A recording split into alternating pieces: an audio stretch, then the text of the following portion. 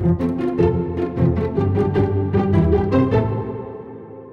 now, everyone knows that Dollar Shave Club ships amazing razors for a few bucks.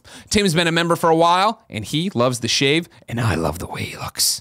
What you might not know is that Dollar Shave Club also has products for pretty much everything else you need in the bathroom. Body wash, hair gel, everything. And just like the razors, everything is super high quality and left Tim looking so good, I violated my marriage vows. If you're like Tim, obsessed with Crash Bandicoot and sick of the nonsense that is the store, now's the time to try out Dollar Shave Club.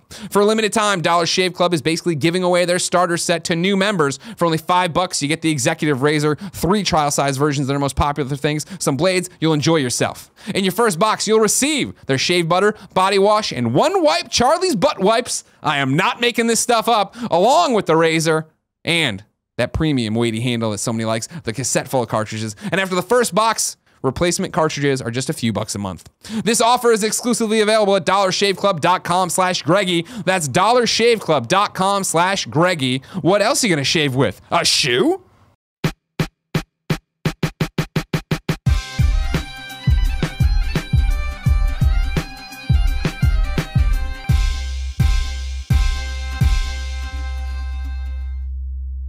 What's up, everybody? Welcome to the GameOverGreggy show. I'm one of your hosts, Greg Miller, alongside the producer/seducer, Nick Scarpino. Hi, Greg. What's this shirt? This Deathly is Hallows? yeah, it's a Death Eater shirt. This is I got this at the when I went and saw the London show. Yeah. Chrissy Child. Yeah. Yeah. I heard. Is it true that they had the T-shirt can and shot it at you? No. What happened was Voldemort himself just got up and was like, "Here, you're the best audience member." Hey, real talk. Shout out to the Harry Potter effect when they go away, like on the Virgin flight we just did, wherever the hell we just came from. When the Fantastic Beasts, when Colin Farrell just is walking on the street and then it looks so. Nick, that's sweet. It's dope. Apparate. Apparate. Yeah. Over there, the pure one at Tim Gettys. Let Tim host. And joining us from patreon.com/kindafunny, Matt Marcon. Hi. Yay! Thank you for wanting to come be a part of the show.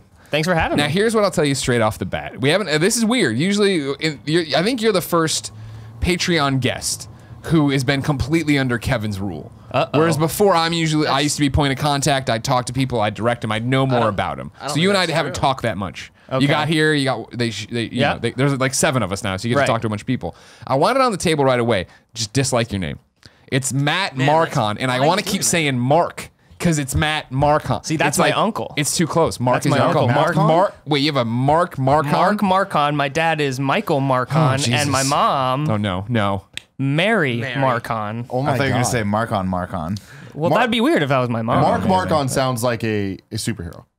He is. You know, he's like a 50-year-old dude, and he's got like a 6-pack. He's jacked. What? Really? Yeah. Oh, I don't like that he's either. a cool dude. This whole family, I don't know. Now, do you have any brothers or sisters? One brother. What's his name? Keaton. No. Fucking Keaton. He's a half brother. Half brother. Wait, was he named after Michael Keaton? Because that would be amazing. That would be cool, but I don't think Alex P. Keaton. Okay. Mr. Keaton. These are all last names. Skippy. Well, you can still call it. No. So tell everybody a little bit about yourself. Where are you from? What do you do? I work in insurance, so I'll skip over that. We won't have to talk about that anymore. Berkshire? No. Shelter insurance. No. Geico. No, like I said, let's just skip over If it. someone has an animal or a bird, do you sell bird insurance? I think there is bird insurance. Cool. Yeah. But you can sell it? Are you an insurance salesman? No, I'm not. No. Are you a traveling insurance salesman? No. Are you here? Yeah. You're here to so guys, I need to talk about your insurance today. This is a nice place you have here. It'd be a shame if something happened to you. You're underinsured. Just drops over land. I'm like, sir, you just broke that. The fuck? All right, cool. I live in New York. All right. The Big Apple. The Big Apple. City. No. Brotherly Love. Oh, also that, not that one. Okay. No. Sorry. But I'm currently in moving back. I'm on my way to move back to California. Nice. The Bay Area. The Bay Area. Going back to Cali. Going back to Cali. What is your nerve level to be on this show right now? Nerve level? Yeah. Surprisingly not very high. Good. I'm your best calm. friend. You get the whole shtick. Right. We're just here to fuck around and be stupid. Yeah. But yeah, I always see it in the chat. And all the drugs that you gave me before the show. Yeah, of course. So many drugs. Lot of drugs. Nick, what's your favorite drug? What's my favorite drug? I'm high on life, son. I'm high on life. Good answer. And Starbucks. I'm really high on Starbucks right now. We'll get to that later, I'm sure. No, I always see in the comments when somebody's on the episode, like, oh man, I couldn't do that. I don't think I'd be able to hang, blah, blah, blah. I think you're going to be just fine. You were hanging out earlier. We were having a lot of fun beforehand. I was stomping around. We were all singing songs. We were having a good time. We were. That makes We'll it get sound to like it that was more too. organized. Me and Nick were singing songs. Really. Look what Just- you made me do. Look what you made me do. Look what I did do. Check it out. I'm gonna go. Well, if you didn't know, ladies and gentlemen, this is the Game Over Greggy Show. Each and every week, 4, sometimes 5 best friends gather on this table, each bringing a random topic discussion for your amusement. Good job. If you like that, head over to leave that. patreon.com/kindafunny, where you can get each and every episode early. Tim, how early? Every early. Jesus fucking Christ. Oh, it's been a week. This is what happens when we don't get weekends We need a anymore. weekend. We No need weekends. weekends. It's Who only needs 'em? Wednesday though.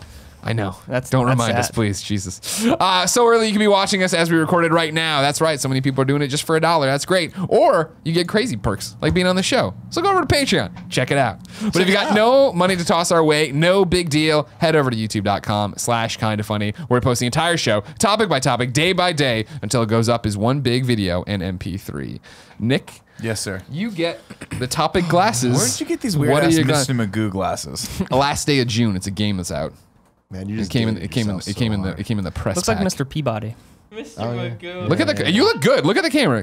Kevin, give me the one. Give me the. Give me the. Paula worked on Mr. Peabody. Yeah, she did. Push this down there. Have you ever thought about glasses? Yeah. 'Cause look at about how good. terrible it must be to have to why wear do the glasses all the make your time. mouth do that thing?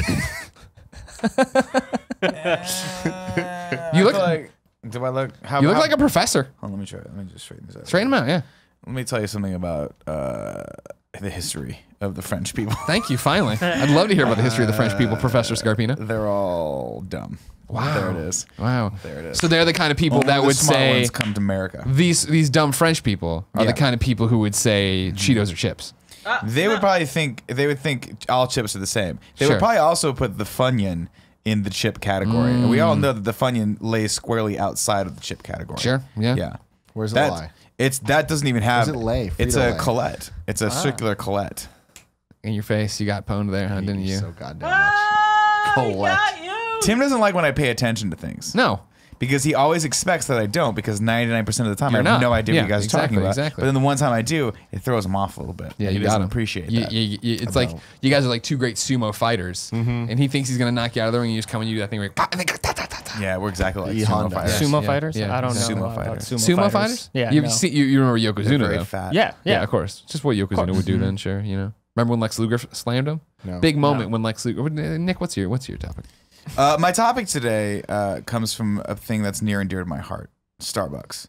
And let me just set this up for you. The other day I was at a Starbucks, and the person in front of me had that look, and I was like, "Oh, don't do this to I me." hate the glasses. I can't do it. Nick's looking straight at me with these fucking glasses. I was like, I heard this person when the person, the cashier was like, "What would you like?" Yeah. I heard the person go like this, and I was like, Oh no! "Don't do this to Oh me. no! Don't." How do this long's to the me." line at this point? We in the morning rush? No, it's not. It wasn't that This is bad. just the but Nick still, Scarpino third Nick trip? waiting at Starbucks is It never ends Nick's well. least favorite. Nick. It never ends I well. don't like waiting, and I certainly don't like being stuck behind the person who it's their first time at the Starbucks, right?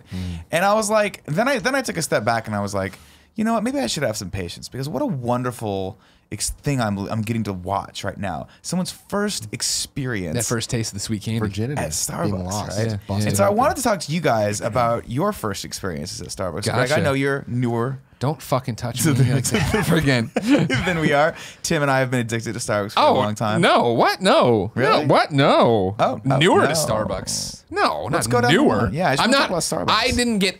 I didn't find an addiction to Starbucks until I started hanging out with you. Yeah. And I can pinpoint it exactly. It was the E3. It would have been E3 2015. No, that's right. 2015, right? Yeah, it was the first E3 we were doing up at noon. And you guys had me working so much, and there was that one right around the corner that you would just bring me back the big old iced coffees. And I was like, yeah. And I went over there, and then it was the same year they had debuted the mobile app. So you guys were using the app and getting your stars and all that jazz or whatever. So I got in on that. And then once you give me some kind of club reward card, as you right. know what I'm talking about, Matt, love those I'm always fucking getting. things. Oh, it's because it's a video game in makes real you life do it. suddenly. Yeah. Hey, I'm leveling up. sure I'm is. increasing my stats here. You got to platinum the Starbucks. Exactly, you know it, and I did that. And then one day, that led to my account getting hacked and all these PayPal charges, and I was like, never again. And I deleted it, and I stopped, and that was the end of last that. time you went to Starbucks. For me, I'll take you even further back. Not as far back as Grandma Miller. All right, this isn't going to be a Grandma Miller story. Is Nick. Grandma Miller still alive during this time period? Oh though? yeah, totally. She's alive Cool. during this one. Okay. But here's where we're going. Where are we going? Aunt Dell and Uncle Scott. dying. You know, because if you're a new viewer to the show, and you get Matt, you get to be in a very, very interesting place today. Yeah. After this, I am personally inviting you. I signed up to do this. I am personally inviting you to go to Nick's car. I want you to go to Nick's car. I'll take you there. You sit in it. It smells just like Uncle Scott's car. That's why a spitting image. Of Uncle Scott, every time Scott's I get car. in Nick's car, I get in that front seat. I lean back. My head sticks to your headrest now because Sean Pitts has gross hair, and then it smells like Uncle Scott's car, and I'm stoked. It's a trip down memory lane. I remember as a child, the first time I was ever hearing about Starbucks was through Aunt Del and Uncle Scott. Okay. They are worldly traveled people. They know They are downtown Chicago kind of folks. You know what I mean? They have that Fuck with the Bucks. They got that hustle bustle lifestyle. Downtown Julie Brown. Downtown Julie Brown, a staple Blues of Brothers. downtown Down in the Chicago. Loop. The Blues Brothers down in the Loop. Good Yep. job. Yep. There you go. Yeah. But that was the thing for my suburban working class parents.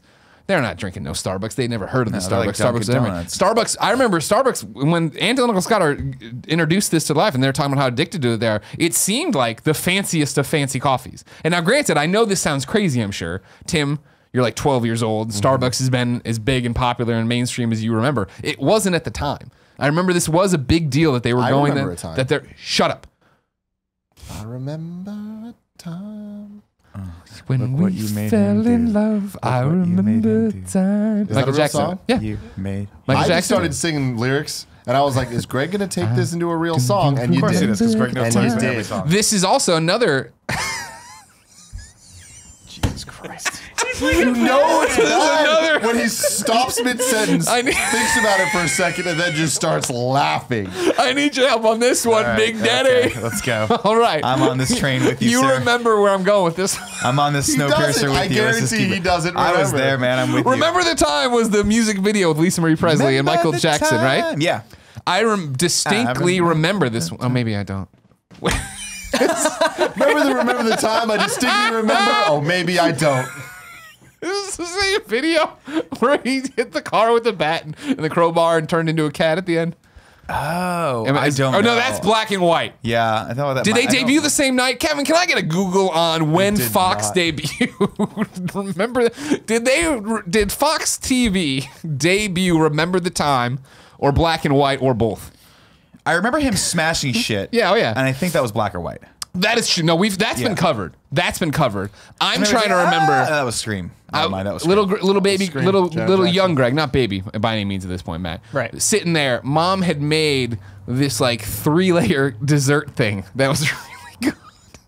And I remember eating it, watching one of these Michael Jackson videos, and I remember it was inappropriate for a boy my age. Not to mention be eating this dessert while either it was he was naked with his wife in this video or while he was expressing his rage. This topic's about Starbucks. Right. So then after you Remember watch that. this video, you Aunt Del and Uncle Scott went there all the time. It was super fancy. I remember my mom making comments to how fancy it was or something, and that's what I knew of it. What was That's- the other song? It doesn't matter. Black and white. We'll figure it out. And the chat will tell me. Don't worry about it. It's fine. We'll figure it out. The comments will all be there. We'll figure it If out. the chat can somehow decipher that. Here's what I'll give you, everybody. I'll give you very clear definitions that'll solve this case. Okay. The video Evidence. debuted on Fox TV. Right. It debuted on a Sunday night. You need help. You need sleep. It is a Sunday You need night so much sleep. before 2000. I want you to go Go. home tonight. Figure it out. I want you to go Figure home it out. tonight. Figure get a it nice out. meal and go to bed early. Don't play your PS4. I gotta play Don't everybody's the golf. Switch. I gotta no, play. Stop They it. definitely didn't debut on the same day. There it is. Why? Then that's it. Then there you go. Thank you. Oh, Why no, you would don't they know. November debut the 14th, same day? 1991. Now, all right, cool. Now backwards track it. November 14th, put that into Google and tell me if that was November 14th, 1991. Was that a Sunday? That would solve the problem. Because I think it is. Oh, no. No, hold on a second. It said that was. The plot thickens, ladies and gentlemen. Hold on. Remember the time. Go back to the Wikipedia. Enhanced back to the Wikipedia. Yeah. Black or White was first broadcast on MTV, BET, VH1, and Fox. Fuck. It was on Fox as well, though. Now it's too complicated. Maybe it wasn't a Sunday. Why does it have to be a Sunday? Because I again? thought it was a Sunday. That was part of the evidence. Eating Nick. a Sunday. There was 3 pieces. It has of to be a evidence. Sunday. was February one of 2, the- It has to be a 1992 Sunday. is when Remember the Time debuted. Oh shit, that's my sister's birthday. Oh my God. It's all making sense. Hold on. Yeah. The here. Chinese zodiac. What day is yeah. Okay, hold on. Kevin is taking his sweet ass time. There we go. There we go. Okay, we knew the date. Just click on it. Sunday. It was. Then it was remember the time, correct? Yeah, it must have been. So it was remember the time. I'm eating this delicious dessert that I know is bad for me, and I'm a little pudge ball, and I'm watching him and Lisa Marie Presley roll around naked. Thank you. I'll tell you something about that relationship. That relationship, totally natural. Oh Nothing yeah, weird that's about that real at love. all. That's That was pure super love right there. That was as natural as anything Tom Cruise has ever done in his relationships with his wife. Yeah, why are you doing Shout that? out Why are to you doing Nicole that? Kidman. Why you gotta bring that in? I thought jumping on a couch was supernatural. It's supernatural. Supernatural. Supernatural. Supernatural. No, you want to turn this into a Tom Cruise topic? Or you want to save this for next week? No, I mean, if we're gonna do a Tom Cruise topic, we're gonna save that for next week Write because this down. I still don't want on to forget. we're gonna Starbucks, just right? Tom Cruise in Yeah, general. we're still on Starbucks. No, Our this is. first I thought this Starbucks. is Are we about though? Angelical Scott. That is the question. Are we? I mean, do you want to talk about Tom Cruise No, right now? no, Because no. we can seg the fuck away. So that's the first time I remember Starbucks. Right. And then I remember starting to go to Starbucks. That was the first time I was aware of Starbucks. Keep up, Zach Wenzel. That was the first time I did that. And then I remember. I want that whole thing to be a doodles. Just starting from right when he started talking to just that point right there. It's a 10-minute long doodle. Half of it is just Kevin mistyping shit into Google. That's the thing. Is like, why would he doodle? There's not a story there. When you really boil down what Greg Miller just told us, it's that What's a the Michael evidence? Jackson What's music the video evidence? came out, Yeah. and he knew people that thought Starbucks was fancy. Yeah. Uncle Bob and Aunt Scott thought it was fancy. And there wasn't dessert. And he ate a 3-layer dessert, and it's unbelievable that he would have eaten that dessert on a Thursday night. Saves that for Sundays. Well, Mom had a job. She couldn't put that much work into a dessert on a gonna go ahead Thursday. and I'm gonna 100% say that you could eat dessert whenever you wanted when you were a kid. Because big old Jamie Kennedy didn't give a fuck about your. No, just let it go, yeah. man. You know what I mean? Didn't care about your blood sugar levels. I remember going there and then to Starbucks. It was always the thing that I just couldn't remember the size of coffee I wanted. So I always said medium. Yeah. And if you remember in the early days, they used to try to correct that shit. Yep. Oh, we don't have medium. Do you Kevin mean? didn't deal well with that. No, fuck Kevin, off. to this day, still, and he's one of those dudes like, I'll take a medium. No. With Kevin, I'll take a large. I still say it Whatever too. the fuck it is. And it's not out to insult them. It's just that I really just need you to be normal people and fucking give me the Right. medium-sized beverage or the Dude, large. That's a No, step too go far. Well, fucking that look at I Starbucks, remember that bro. though, because I remember that was everyone's first introduction to Starbucks, right? I remember when the first Starbucks opened in Riverside.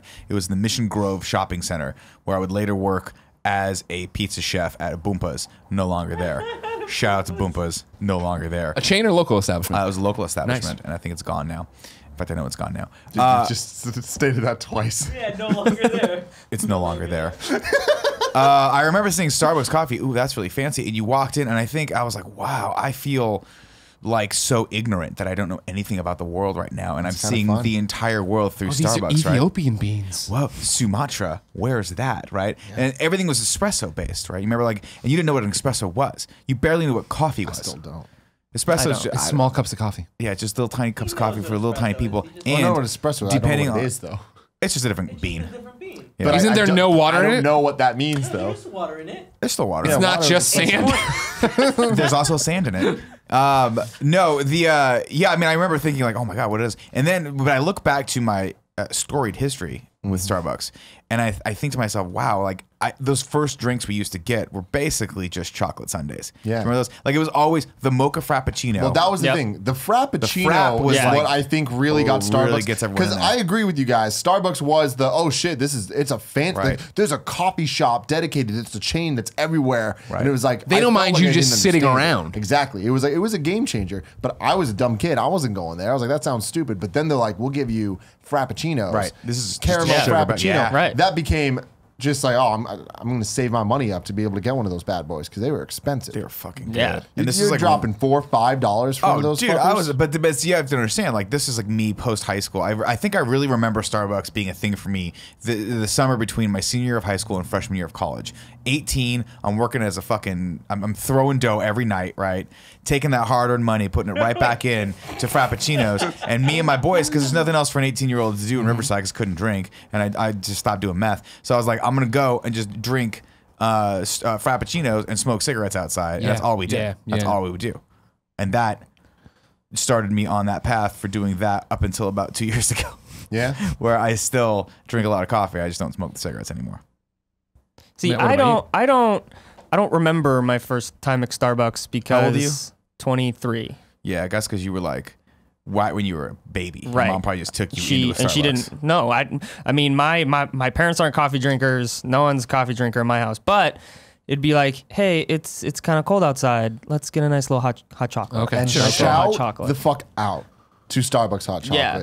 Unrivaled. Oh, yeah. It's good. Unrivaled. Consistent. Any The thing Starbucks is- you go to, it's going to taste the same. And Right. that's amazing. Because there's some coffee shops, and when I say some, I mean pretty much all, that their hot chocolates are not hot chocolates. No. They're the deepest, darkest cocos. Oh, yeah. And Yeah. it's like, it's That's- bitter. no. Help me. Well, What's if the I difference? wanted- What's the if I difference wanted between hot something chocolate nasty, and it'd be cocoa? a fucking coffee. Hot chocolate tastes good. These Okay.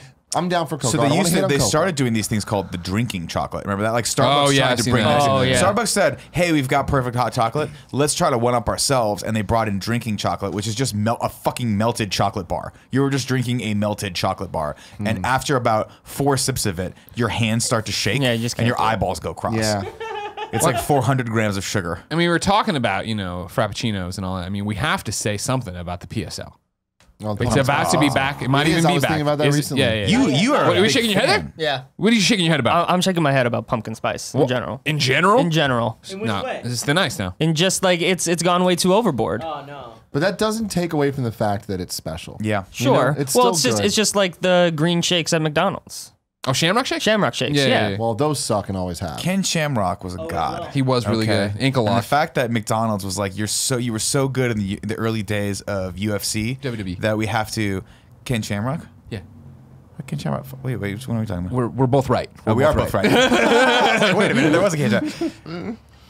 That was his Ken big deal. Shamrock was so good that McDonald's. I was like, "Where's the bit going?" Right, that McDonald's had to make the Shamrock Shake for him, and that's fantastic, and it will live on forever. But They it said sucks, they're man. gonna make it forever. Hey, My here's favorite ice mint. cream, hands down, mint ice cream. Fucking love it. My Just brush your teeth then. How about that? I'm a big fan of brushing my teeth as well. But the mint chocolate ice cream, I'm so down. Yeah. This Shamrock Shake, it's in the name. It's a sham. It fucking Wow. sucks. That stuff. But is it a it's- sham? Wow. No, Oh. it's not. It's not. It's not. Okay. It's a shamrock in your stomach. Is it a shake? Wait. Shake. Wait, that's not even the right thing. I know. Well, I guess sham, wow, shake, wait are in the same They're in kind the of same like infomercial infomercial world. category, right? But Sound they the don't same. sound. But no, fuck the Shamrock. like what But you did. PSL, yeah. Thank you. Yeah. Although admittedly they've gotten worse over the years. Whoa. They have. They've gotten worse. The pumpkin spice latte. I at don't really. Starbucks? I mean, I'm not fighting. I'm not fighting. I'm down. I'm down. It's the quality. What's of them- happened? They changed the mix of it. It's like it's a mix of being too sweet and just it's not. I feel like a lot of their kind of flavored drinks have gotten watered down. It's not the right word because they're not physically watered down, but just like the way they make them is more generic than it used to be. There used to be more love. They're not putting the love in. Is Yeah. that what you're trying to say? I They used to care more about the mix. There used to be more of an idea of what that it's too drink big meant. now, though. I mean, think about how Starbucks is. It's so big, and this is why, like, So this was a jokey kind of topic. But when you start really thinking about it, like, think about how much Starbucks has influenced like everyone's life and mainstream culture. It popularized that, like, the cafe, and it made me start drinking coffee. I mean, it's ubiquitous at this point, right? I mean, well, you're talking about your high school and college experience. I know we've talked about this stuff a lot, but fundamentally, Starbucks changed my life. Might not be the right word to use, but it made my life. Yeah. Like so many of my relationships were at a Starbucks. Started and ended at a Starbucks. Talking at a Starbucks. Yeah. Just hanging out with friends because it's 24 hours and you're a kid and that's somewhere you can go. You know, it's like that is so important to my formative years and learning how to, what my dick was doing and how Right. to work it Okay. and all that At a stuff. Starbucks, that's what My- they actually want you to do. That they want you to get a frappuccino and sit down with your dick and just figure out how it Learn works. yourself. Yeah. My roommates and I in college, we would go get Starbucks all the time because we had a Starbucks on campus. That was part of our meal plan that we could. What? Yeah, we would get. It was like I think it was like College is way better now. Venti was like a meal or something. Okay. I Okay. forget like the specifics of what it was, but Where'd it you was go like to school? in North Carolina. Gotcha. School called High Point University. Shout out. Michael Jordan went there. No. No. North Carolina. No. Yeah. Yeah. Yeah. Okay. That Yeah, part's Carl true. That- that's Malone true. also went there. Also true. Ken right. Shamrock. Both Ken Really? Shamrocks. Wow. No, there was one. I didn't even know. Both Ken Shamrock. Was he in WWE also? Yeah, that was his How thing. did I not know this? I don't know. I mean, it was during the Attitude Era of the '90s. He had an ankle lock. He's coming to snap, and then he'd like put you in the ankle. Holy shit, dude. Yeah. You know, you and I have a lot in common. We should do. be There's a lot of friends. common ground here. We should be I didn't friends. realize. I vaguely remember that. Yeah, that was his shtick. That he was an MMA guy. Mm-hmm. But I just remember and him Frank more as Shamrock, being yeah, his brother Ken fought, yeah. Shamrock. because he had a big. Here's how it goes with. No, I guess that's How's not it go, correct. Greg? Tell me. Well, Ken Shamrock, of course, makes me think of Steve Blackman, who was another guy who was in the same era of like, I'm gonna wear these like judo pants. He's Yeah. gonna kick or whatever. He had a kendo stick, and then that makes me think of when he was fighting X-Pac once. Steve Blackman was, and so then we called our friend John, and he didn't answer the phone, and we left a voice answer machine message where we narrated the fight for him. Okay. And then he called back, and he was like, or the next day he called back. He's like, my mom was furious at you guys. Like, why would you call and leave a racist message on the phone? And I was like, what do you mean, a racist message? She said you kept screaming about some black man getting beat up. And we're like, no, we were watching Steve Blackman fight X-Pac. And his mom didn't watch wrestling, so she didn't miss it. Oh, that makes sense. Yeah, that makes total sense. Yeah. I want Kevin to Google Ken Shamrock right now because I want to make sure I'm Bring not up mixing- Ken Shamrock. Can you bring up Ken Shamrock? You Wikipedia page. And make sure it's the same one I'm thinking of. The way I got. So now, Tim, Tito are Ortiz. you don't seem as invested I thought that was gonna anymore be the end of the topic. in, No, well, it's now Ken we got to Shamrock. get Kim No, Shamrock. yeah, Yeah, I'm still invested in. And wow. great fights, Tito Ortiz. Yeah, that's Ken Shamrock. That All right. That's motherfucker. him. Yeah. Are you still investing in the Starbucks life? Because I don't see you living the Starbucks life as much as I see Nick living the Starbucks life. Well, the thing is, Nick has always went to Starbucks before he comes to work. I don't do that. I Sure. would go to his second. I would join him for his second trip of the day. But back in the day, that was when we were in the apartment. Right. And it was like just getting out of the apartment. Sure. It was nice. Right. Sure. And in addition to that, it just like allowed us to talk and like have something to do. We don't need to do that anymore. And like I'm fine with the coffee, and especially back then I was on the vanilla latte. I went from caramel frappuccinos Sure you did. to the hot chocolate. Okay. To the when I was trying to learn what coffee was, I fucked with the white chocolate macchiato. Oh. Is what it was. Wow. And, Didn't know we had a king of England over here. That's All right, just- jeez. but I didn't know what the fuck it was. Sure. But then I eventually moved over to just the strict latte. Then I was like, fuck Latte. this. Went to the vanilla latte. Wow, And you've I made was- it around that board. I'm I've talking never. about 10 years of my life here. And these are my serious like steps. Ended at vanilla latte, but then it reached a point, Nick's like, Tim, you got to stop drinking this shit. And I was like, It's pure sugar. you're probably right. And then I just switched over to the iced coffees, and that's when I was like, all right, cool. But now I just have coffee. See, for me, I think it would the only. I don't think we had one in Colombia that was like open 24 hours or anything like where we were going to. We weren't drinking coffee in high school, and so really when I think of Starbucks in the first, I think of it either being bitterly cold in the winter and I'm downtown or something and I want to go in and get a hot coffee or a hot cocoa or whatever. And then Craig Harris, when he used to pick me up to take me to IGN when we were carpooling at one point, he stopped there every day. He probably still is a huge addict to Starbucks. Craig Harris but- probably, yeah. But I would always get a strawberry frappuccino or whatever from there, and I would drink it thinking I was being healthy because I was like having strawberries in the morning. Yeah, it's like a smoothie. that. Yeah, It's like when dumb you have kids, your man. yogurt in the morning, but you're like, let's just spruce it up with a little bit of Nutella. Yeah, I love that. Yeah. It's super healthy. Got whatever, spruce man. and It's great spruce. for you. Fuck you. I'm not I mean, judging. once- You just said you were judging I'm me. gonna put a Care Bear on your face. What I want to give a shout out to for Starbucks is I'm a huge fan of ice water. Oh yeah, who And is no it? one does it better. You go in there. They have "Can I great get water." A 20 ice water. Yep. Then you're walking out of this here with this freaking tub of ice. Yeah. For free. It's fantastic. It's They great. used to not do that though. They would be like, "Sir, we can only give you a small, like a." Pico. I'm at a What the point fuck though. would I'm that- like, I'll pay I don't know for what's it. below grande. Like, what do you need me to pay Tall. if I needed this? Right. Because we're out there. It's E3. We're hot. We're sweating. It's RTX. Whatever. I'm like, just give me the goddamn ice water. What do I need to do? I wonder how many of these cups I have utilized in my entire life, and what I could have done with all of that. I was gonna say, plastic. do you think about why didn't you just get the I just started reusable? thinking about. I do have it. I just forget to bring it with me now. I have that one. Remember, I have a teal and with a pink straw. Oh yeah, that was It's really cool cool looking. Yeah, fuck that. I forgot. I totally Okay, forget well, to bring it with me. that's no good. Also, this size That's where doesn't Starbucks fit in gets you. cabinets. That's the got you. problem. So it's either I have to figure out like leave it out on my countertop, which I'm not doing. Yeah, of course or not. I buy 10 of these a week and we make a house afterward with them Okay, because we could. okay. Matt, Yeah. what's your topic? My topic is MoviePass. All right. MoviePass. So I know this was in the headlines. Was it like 2 weeks ago? Yeah, this is a 3 news weeks story. ago. They dropped Right. the price down Right. from $30 to $10. Yeah, it was whatever like is. it started out at like $50, and I just kind of wanted to go over: is it too good to be true?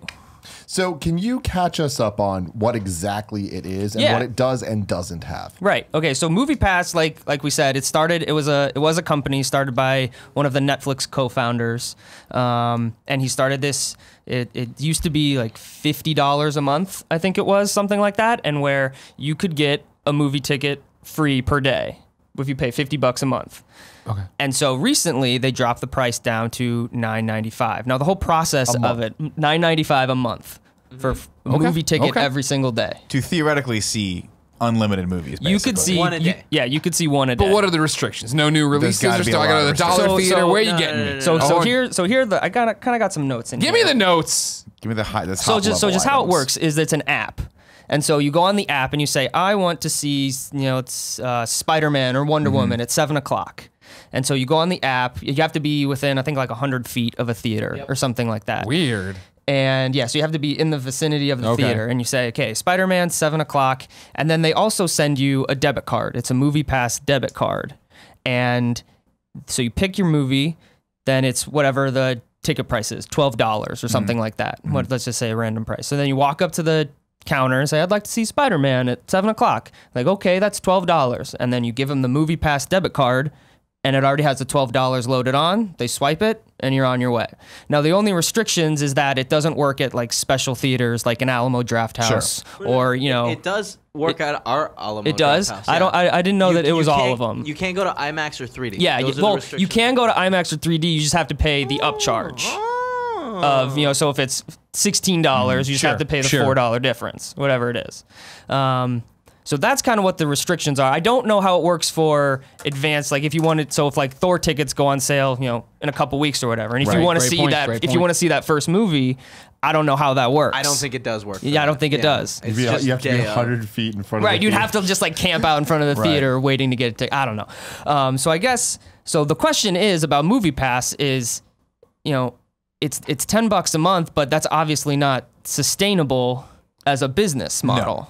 And so they're clearly trying to corner the market, similar to like what Amazon has done or Netflix Right, or like, has done, yeah, where like a it's Netflix basically to a blockbuster. We're just going to take a loss for 5 years until we own this market, Right. And then boom. Fucking smart. The question that I have is, what's that market going to look like? Because what it sounds like they're trying to do to me is make a lot of money on a dying medium. And and I hate to say that because I love movie theaters, but every time you go to a movie theater these days, like I just started going back to the Kabuki after AMC bought them, and it is like.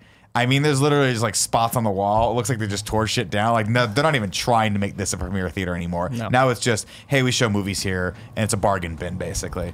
But I mean, that's the thing with theaters right now, right? Where it's like, Kevin still loves the Daily City. What is that one, Kev? Century 20. Century 20 or whatever. I mean, like, it's fine, and they have assigned seating now too. I don't want to go to a movie if it's not assigned seating, right? I don't want it unless it is the boutique in quotes. Yeah. I get a lounger, I get to pick a seat, I get there. That is now, I think, the majority of theaters. most Well, theaters. that's theaters how are going to that. and that's the argument I'm making. Where I think I don't know if it's dying as much as it's truncating, but I don't think it's going to go anywhere. Well, You still have that for a while. yeah, Don't get me wrong. I wish it would go away.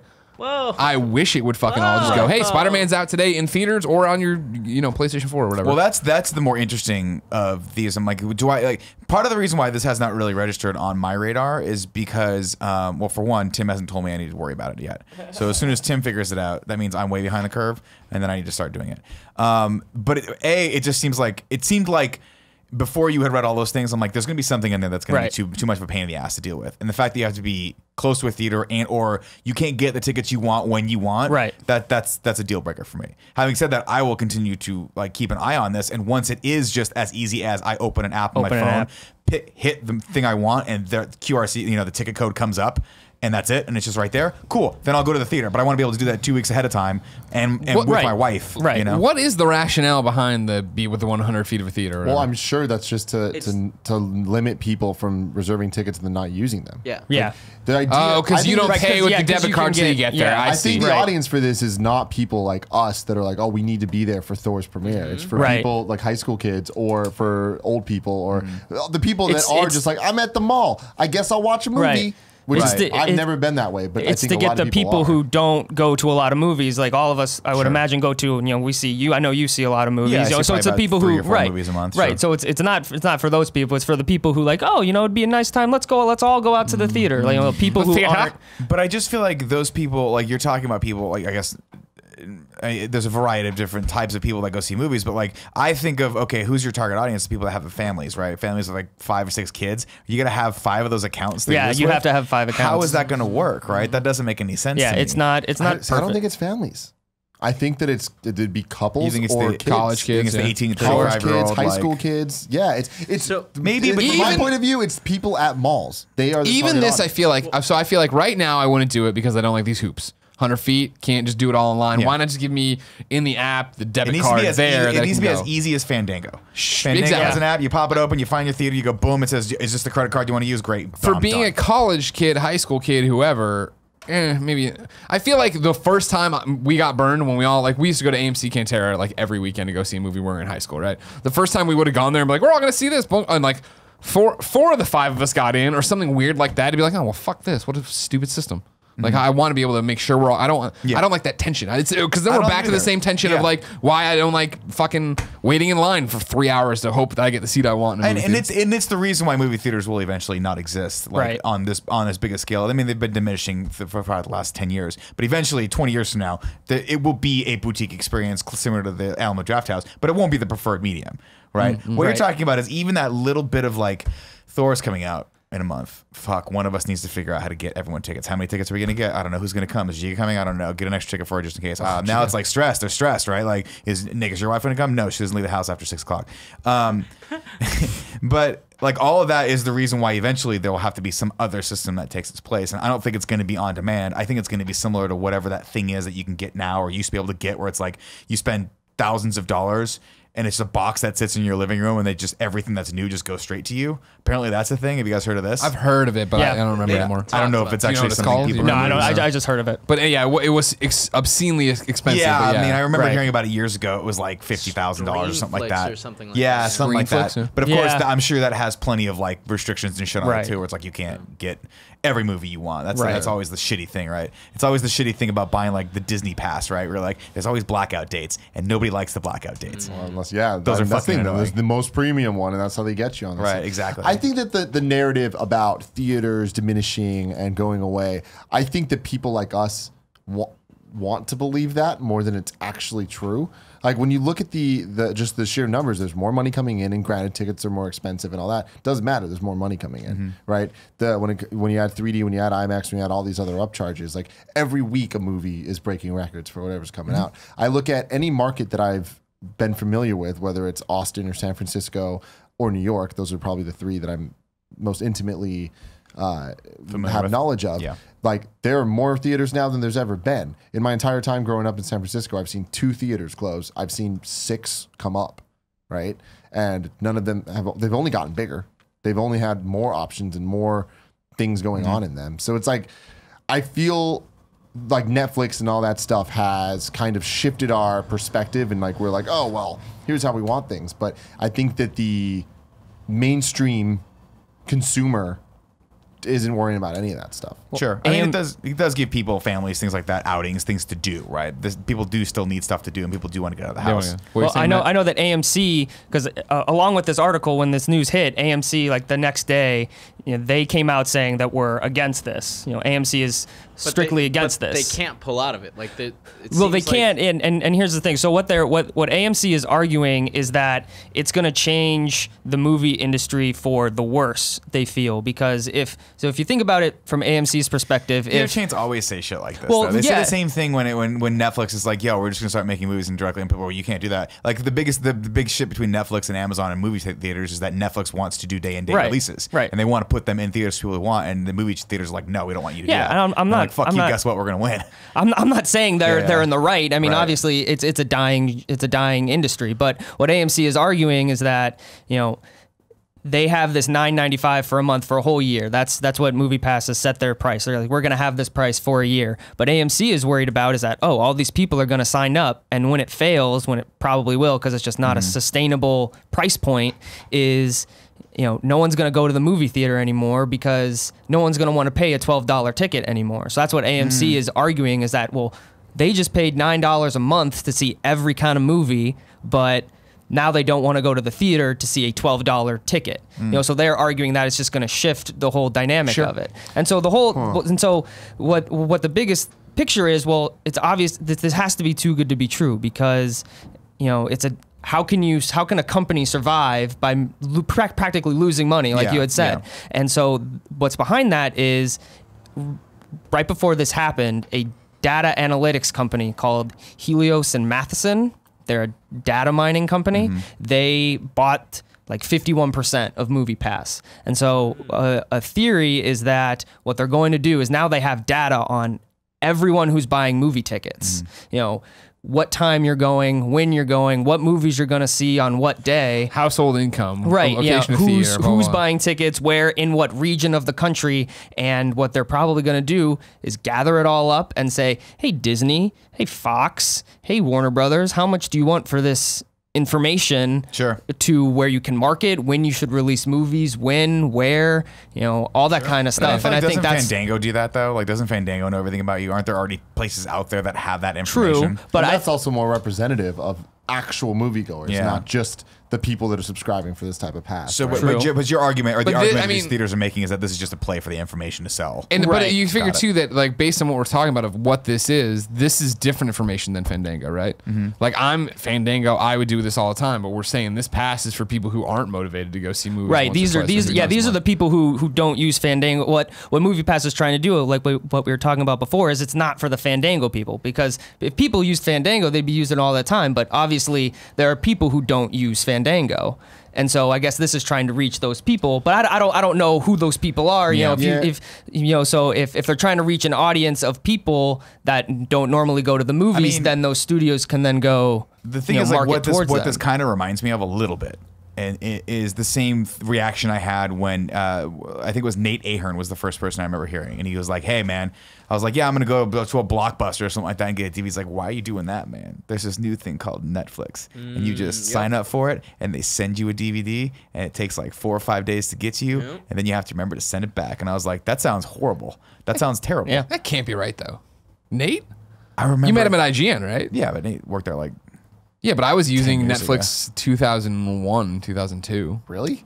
Yeah. That's crazy. Netflix didn't become relevant in my life at all to anybody until like 2007, 8. Yeah. Well, it's when they got close to going digital that I remember everybody was. Oh, I just remember, and that's what I'm saying, right? There was like 3-4 years. Maybe it wasn't Nate. I don't know. But sorry, I was just trying to give a time frame too. The point was during my early tenure at IGN, that's when I started seeing the DVDs pop up on people's desks or their console tables at their homes, right? Yeah, exactly. And those little slider things. Send them back. Yeah. And I remember seeing that. I'm like, God, that's one extra step. Like, I already can't take back the Blockbuster videos, and I like. But I guess it's easier just to drop that in the mail, yada yada yada. I'm like, it's a pain in the ass. I got to go online, and then there's some of the DVDs. Remember, you couldn't get. You have to order them, and they're like, this is not available. And I'm like, just go to the Blockbuster right there, right? And so, like, that's just me. That speaks to my psyche of like, I am a late adopter of everything. I didn't have a fucking iPhone until like iPhone 4. Right. I will not. I'm always a wait and see kind of person. Right. I want this to succeed. I want new technologies like this to come in and revitalize the theater industry because I think it needs it. I still stand by the fact that the best experience for Thor Ragnarok is going to be all of us going to a theater and seeing it together, and then maybe Greg goes fucking aggro like he's done the last 2 times we've gotten to see movies on someone, right? The last 2 times? I made one of those up. Hey, but the one time was so intense that I was like, Doctor Strange, I'm scared of you forever. I'll fuck that kid up. Don't worry. It was like an adult male. He was like, "Sir, that is rude." You're like, "Wait, no." He went, "Seriously?" I'm like, "Yeah, put your fucking phone away and don't tweet during the movie." And I thought you'd have my back, but you threw me under the bus immediately. I was about to rear naked choke that motherfucker, and both of us can go to jail for assault. Hey guys, I was gonna say, you have it. I'm on the same boat as Nick, where like I really want this to work, but on the opposite side, where like I signed up for it last week. Last weekend, yeah. Unfortunately, some of the bad things is it doesn't seem like it's scaling well with all the people, because like you sign up for it and like you get the app and it's really, really fucking broken. Yeah. So like you have to wait for the card to come in, but you can get e-tickets. So it's like, and for like every once in a while when I go to look at the card they're supposed to send you, I have the last 4 digits, so I entered it. But it won't let me print out, like, it won't let me buy the. So this is what I'm talking about. Can I see the app? Do you have the app right now? Yeah, so you can, on your way over here, can you open the window? Every other time, it doesn't work, though. That's the kind of shit that I don't like, right? And that's why I'm a late adopter of everything. I want the technology when it's perfect, when it's so fucking good that Tim's like, why are you not on this? Why don't you use Venmo? Until we start using it, it never will. Venmo? And now I use Venmo. Venmo is a good example, though. There's been so many apps like that of paying money and stuff, and there must have been good ones, but Venmo is the one that really connected with people where it's like, it's ubiquitous now. See, for me, PayPal was that, but everyone's like, nah, Venmo's better. That's what I'm saying. Yeah, so it's PayPal's not the working internet this time. version. Right. And yeah, you can use But you still PayPal have on to your be- phone. Yeah, you still can. Yeah. But You still have Venmo to is be that in range app. of a theater So to me, if you just Yeah. said, Nick, use Venmo 2-3 years ago, how would I have reacted? You would have not done it. Go ahead, check. I mean, how badly Yeah. broken was Venmo 2 years ago? Oh, I don't think did it exist? But I don't know. I don't even know, theoretically, see? It's gonna be that easy. Interesting. Yeah. This seems like it's. We said 100 feet, right? Yeah. Well, this is- 100 meters. Oh. Okay. How? What? I mean, that's 300 feet. It's not that much of a. But I mean, like right now we're getting Alamo Draft House downtown. It'll show you. You just can't book them You just unless can't you book get them. the Copy that. And I'm not entirely sure. I think some places that have e-ticketing will let you book them early. The only problem is there is no. Yeah, see that those aren't buttons. Now, Andy Cortez. Wait, are just they came buttons in. or are they just logos they're indicating? I don't know buttons. if that's 'cause I he's think that they're bored or he wants to logos, say but I don't something. know what they mean. You got your loyalty programs in here? I don't know. Over here, big old Andy It Cortez. only has one. we should definitely random- not talk over each other, though. Well, I mean, we're talking about the app. Let me tell you about my problem with Postmates. What does that have to do with Thanks, anything? Andy. Thanks, Andy. We're not That's talking cool. about- Andy Cortez. Everyone. Just to. What's your problem I with had my first Postmates experience last night. Oh god. We ordered 4 Chinese like entrees, right? Sure. They send 1 correct one, 3 are incorrect, right? Could be the restaurant's fault, right? Doesn't have to be the person from Postmates. No, it's probably Postmates. Well, It's probably either way. Postmates, though? Did they put the order? I'll give them the benefit of the doubt, right? So they, broccoli beef is the only thing that came correctly. Oh, that's good. There was no steamed rice. There was no kung pao man. chicken. There was That's- nothing that we ordered, right? So email them, took a picture of the stuff that they sent us. I was like, hey, you sent us all this wrong shit. And they're like, all right, we'll give you the money for the stuff that we didn't send you. And I'm like, okay, cool, but you still sent us stuff that we didn't want. So how about like, this is my first time using you all, pretty bad first impression. They're like, yeah, sorry, that's our refund policy. What'd you want? You wanted more money or you want the food for free? No, they sent us free food, right? Yeah, they yeah, sent yeah. us free food, right? Which is totally cool. But like, you also inconvenience us because we didn't get the food that But we what fucking did you want? Like, what do you well, want like, them to so, do? Well, we've gotten the wrong order from Uber Eats before, and Uber Eats is like, "Hey, we'll comp you the whole fucking thing. Here's a $10 credit. Okay. Here, like Oh, just okay. something. Keep, don't. So they gave you your money Postmates back sucks. and sent the replacement food or no No, replacement no, food? no replacement Oh, food. you No said we did replacement get free food. food. No, I was but just then- confused. No, no, no, the like, original we, food. We got to keep the food that we didn't want. Right? Gotcha. Okay, I don't cool. fuck with Yeah. Postmates. How did that turn out though? Was it good? The food you didn't want, huh? I mean, no, it was like a soup or something. I was like, no. It seems like such a good idea, but every time I do it, at the end, I'm always like, I shouldn't have done that. I'm never gonna do it again. But then get hungry, do it. couple weeks later, I'm like, I don't want to cook right now. Seamless so is the let's only look one I on. fuck with because it's not random people just doing random things. It's like these are people dedicated to these restaurants, and it's still. But aren't all I those also- things I also failing? don't Aren't like all the food Seamless delivery either. things failing? Well, I think the Yeah, thing about financially. Seamless that makes Yeah. sense is that it's not people paying random other people. It is the restaurant. It's just a way for you to find a bunch of delivery Places that deliver. places See, that so it's deliver. actually Right. a person who's paid by like Amici's to deliver the Amici's pizza. Yes. I love That Amici's makes sense. pizza. That makes sense. I like Wait, Postmates real for the quick, most part. guys, just to go back to the MoviePass thing. Yeah. Like, Yeah. I'm really excited. Like, I don't know when I'm gonna get my card, and if I don't get it this month, I'm not gonna be that disappointed. If I don't get it next month, I'm gonna cancel it. But like, I want to check in on this. Yeah, that's After the thing. after like a month or two of you using it, I want you I- to come back and let's review this thing. I really want to make it a goal to go to the movies at least twice a week. Yeah, because Yeah. if you 'Cause say that's it's the worth thing, it, yeah. I'll try it. I'll Yeah. give it a shot. I'm trying to get Paula to do it. I want to go with her once a week on Fridays. To the From movies. your house, Yeah. can you do it? Because you live close to a theater. Oh no, much too far away from Okay. the house. But like, But- so for instance, like here's the thing. Yeah, Thor, no, right? But there's a couple indies in the theater right sure, now that I right. want to see, and I guarantee if I walk up there, I'm gonna be able to get a ticket. You'll be able to I'm get not a gonna ticket. worry about getting a 100%. pre-ticket, right? And I'm still, so I think that's what it could work for, right? There's like Ingrid Goes West, Right. there's Patty Cakes, there's these movies that I don't think they're gonna be tuning people in. Tim, it's gonna be a good I have movie. such beef with Patty Cakes. I'm telling you, it's gonna Why? be a good movie. You love rap. This is a rap This movie. looks so fucking not good. She wants to be a rapper, Tim, Whatever. and you should support that. The thing about this MoviePass thing is, to me, it really seems like just business 101 of, all right, here's this Netflix guy that understands, how Dominating to look at a the- community and how to dominate vertical Market share. and market share and all that stuff. But what it comes down Synergy. to, it's a numbers game of looking at it and just being like, how are they making money or whatever. Right.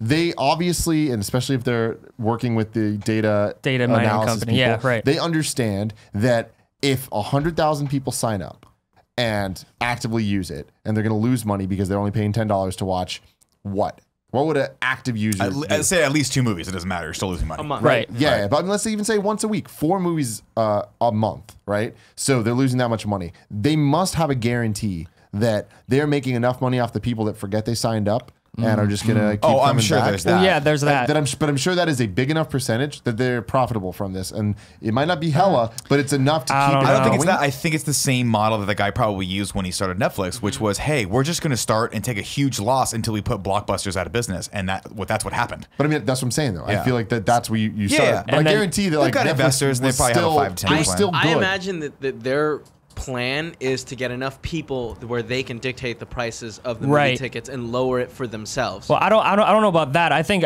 what their plan might be is that it's probably dying. It's not profitable, but it's just they want it to be so popular. Like everyone's using it.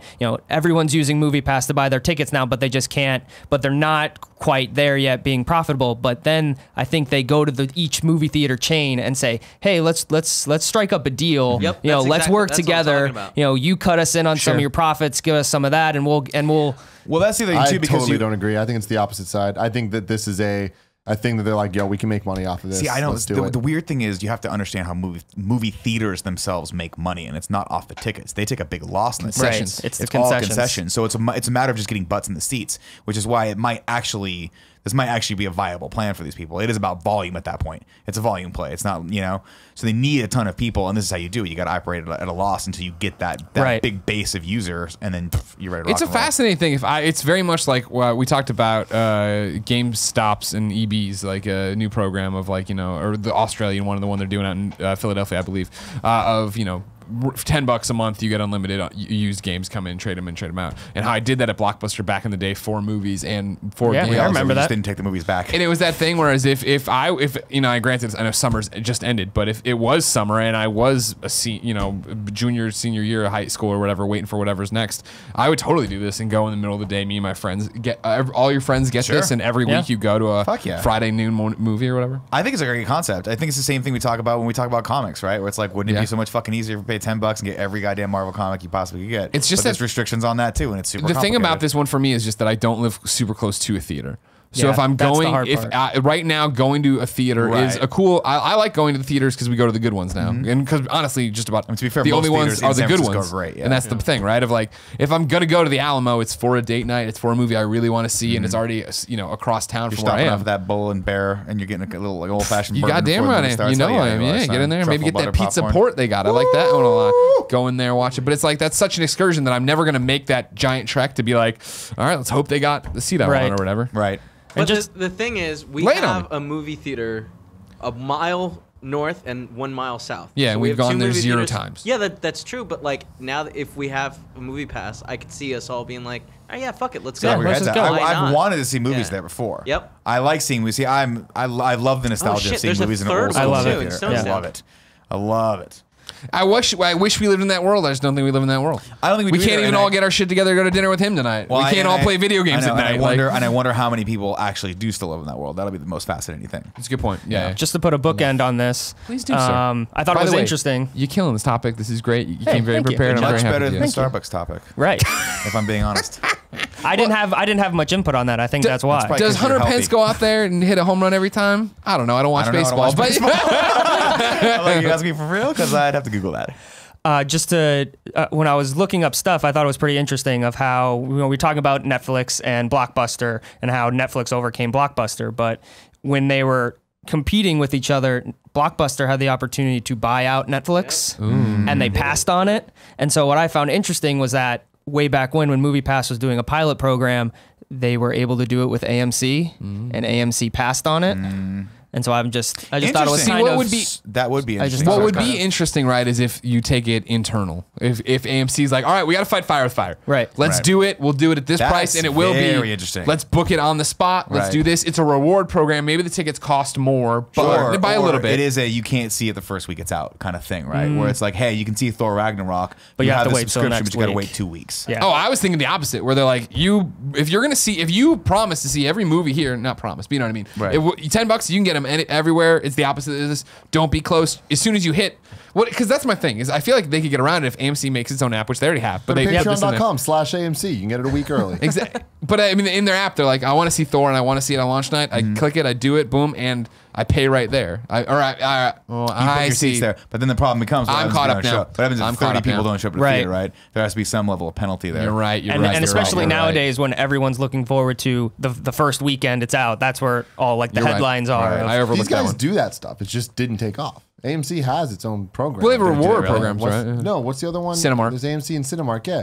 They've tried, like 2 years ago, they tried doing these MoviePass things. It wasn't $10 a month. Interesting. But there was things that you get it per month and you can see movies, and yeah, there was random little restrictions. I'm just saying this. Here's the future I lay it on me. Lay the future on me. Because I do love movie theaters. I do. But there are 90% of the movies I just like patty cakes right now. I would love to watch that when I go home. When Disney launching their own app. You know, they got their own streaming service that Disney's going to do is all this stuff. How far off are we from it just being the new Star Wars comes out, boom, it's there on Disney streaming service? I think we are very far. I know, but I want it to be closer. So. Yeah. I want it to be closer. That's what I'm saying. How far are we from it being on a Virgin America seat day one? Even farther. I mean, that's the thing. If we can, like, let's all be honest, and I have to be honest about this too. And it sucks for me to say. It fucking sucks because I like movie theaters to me are like church. I love going in. It's so sad now that when I'm leaving movie theaters, I'll like clean up my own shit. Like before when I was a kid, you just like fuck it, you kick the popcorn over on. Like, I'm there fuck too, you it's kids. weird. Now I'm like taking care of these theaters. You I know stand up and you put on your AMC vest and start picking everything. Yeah, like someone left the bottle the other day. I was like, I'm gonna take the fucking bottle. I'm gonna save this kid some time because this kid, you know, whatever, he's not gonna be here forever. The usher guy's like, hey Nick. Yeah, I'm like, what's up? What's up, Norm? And having said that, though, Thor Ragnarok comes out. We all go over to watch it on your 80-inch TV. I'm in. That's going to be a better experience for me, probably. I mean, it would be better, but it would be better. It's just easier. It's like it's just the people I want. And if anyone exactly, has there's not some fucking asshole checking his fucking phone the entire time. Hey, I got some fucking kids screaming. I'm on Instagram checking out Jen Setzler's butt. No, fuck you, dude. Well, that's you. Look at that. Tim. Yes. My topic is about movies, so I want to break them up. Okay. You go with yours. Oh, okay. What's your topic, Sorry, sir? Wasn't prepared for that. Why not? You knew it was. I was just giving you an introduction of why I went. No, I mean, I told you early on you were topic. Why don't we go for the double? Hey, first off, fuck your bitch and the click that you claim. This comes from Come equipped with game. You claim to be a player, but I fucked your wife. On Twitch, or not Twitch, Twitter. He says, show topic, does a music video make or break how you feel about a song? I thought this was very interesting. Taylor Swift's Look What You Made Me Do video came out earlier this week at the VMAs. It made its debut. A couple weeks ago, Katy Perry's Swish Swish came out, and that was on the internet. It happened. That was the thing that happened. That was the thing that happened. I kind of want to use those two as the jump-off points. And those are phenomenal comparisons. But before we get into that, just to answer the question around the table. Can a music video make or break a song for you? Yeah. Yes. I would say yes. Yeah. I don't. Yeah. Has it though? I don't know if it could break the song for me. Right. Well, I think for me personally, I think there's a great example here with Taylor Swift and Katy Perry, where I had heard that, you know, when Taylor Swift's song dropped, I hadn't heard Katy Perry's song, I hadn't seen the video. Taylor Swift's song drops, I listen to it, I'm like, oh, this is good, this is fine. I don't hate it. I'm not, you know what I mean? It is telling as a big Taylor Swift fan, right, that I listened to it that first night. I was like, that wasn't, it's not her best work, but I don't understand why everybody's like fucking freaking out on the internet about it. And the next morning I woke up and came in and listened to it a bunch of times in a row. And I was like, all right, I'm feeling it. Yeah. But I haven't thought about it since then. Or I haven't heard much about it. I know it isn't. I haven't been drawn to listen to it again or anything. I'm like, all right, good. I can't wait for the fucking album. Can't wait for the tour, all that jazz. Katy Perry, on the other hand, I'm sorry. So Taylor, that's how I feel about Taylor Swift. Watch her video today because I'm just way behind on everything. Everybody's Golf came out, sorry. And I jump in and I watch this video and I'm like, all right, yeah, this is a fine video. It's the same thing where I'm like, it's good. I'm not a music video person much. I feel in my old age. I used to be, a kid. It was a big deal. I'm more of a music video person than I ever have been because of YouTube. Oh yeah, well they're right there on demand. But then it was I haven't heard Swish Swish and I haven't seen Swish Swish, so I watched the Swish Swish music video, and my hatred of that music video now means that I don't remember the song I heard anymore. I remember watching the music video and being mortified by the video, but saying this song isn't that bad. This is a pop song, whatever. But I can't remember anymore the song. I just remember seeing fucking Terry Crews bopping around and Katy Perry slamming jamming. See, I'm right there with you, right? Where I'm like, I would have heard that song and probably been like, whatever, it's a fine song. And then 6 months from now, if I would have heard it so fucking much that I would have been like, okay, I kind of like that song. Now that I've seen the video, it makes me never want to listen to that song ever. We're enemies now. Now, granted, 6 months from now, I will love the song because that's just how I do. Like I will have heard the song so many times. Like, fine, it doesn't matter because I've only seen the music video one time. Taylor Swift's song, I heard that song and I was like, this is a cool song, right? See the video, it's fuck hot. makes me like the song more. Yeah. Now, and a quick time out in case you missed the morning show that day. The fact was, Nick came in, and of course, Nick had Rip Van Winkle through the internet fervor over the Taylor Swift thing. So he didn't know the song, and he didn't know any. I knew that something was dropping. He came in blank slate. Yeah, I knew she was dropping something. We saw the Serpentale thing from like a week ago. I guess that was a clothing line now. She's doing some shit like that. Well, what was the she has fucking shirts teaser? for it. Well, in the snake. that was the merch in for the video, right? It's not a merch. No, it's not. The whole It's the theme. I mean, there's a whole bunch of. I mean, they are There's a selling lot snakes going on on the in store this. and stuff, but like it was whatever. Yeah. Okay, go ahead. No, There's you also came in zombies blank and slate. You listened to the music, and you're like, every it's great. scene had a snake in it. Didn't catch that. All right. There were snakes everywhere. There was a jaguar. She was sitting on the I saw the throne snake room, with the throne snakes came thing. up. Yeah, Right. And I get it, a lot of but snakes. all right, She's a fine. snake. Fair Snaky, enough. sneaky snake. Cool. I think the biggest I didn't thing get that from about it. music videos for me is that if I like really like a song, and then I watch the music video and it just kind of I'm like, oh, this music video is gonna be great because I love this song. Yeah. And then it's just not there. Then it's kind of like, oh, maybe I don't like this song that much. Do you have any examples of that though? I know I'm putting you on the spot, but like, try to think about it.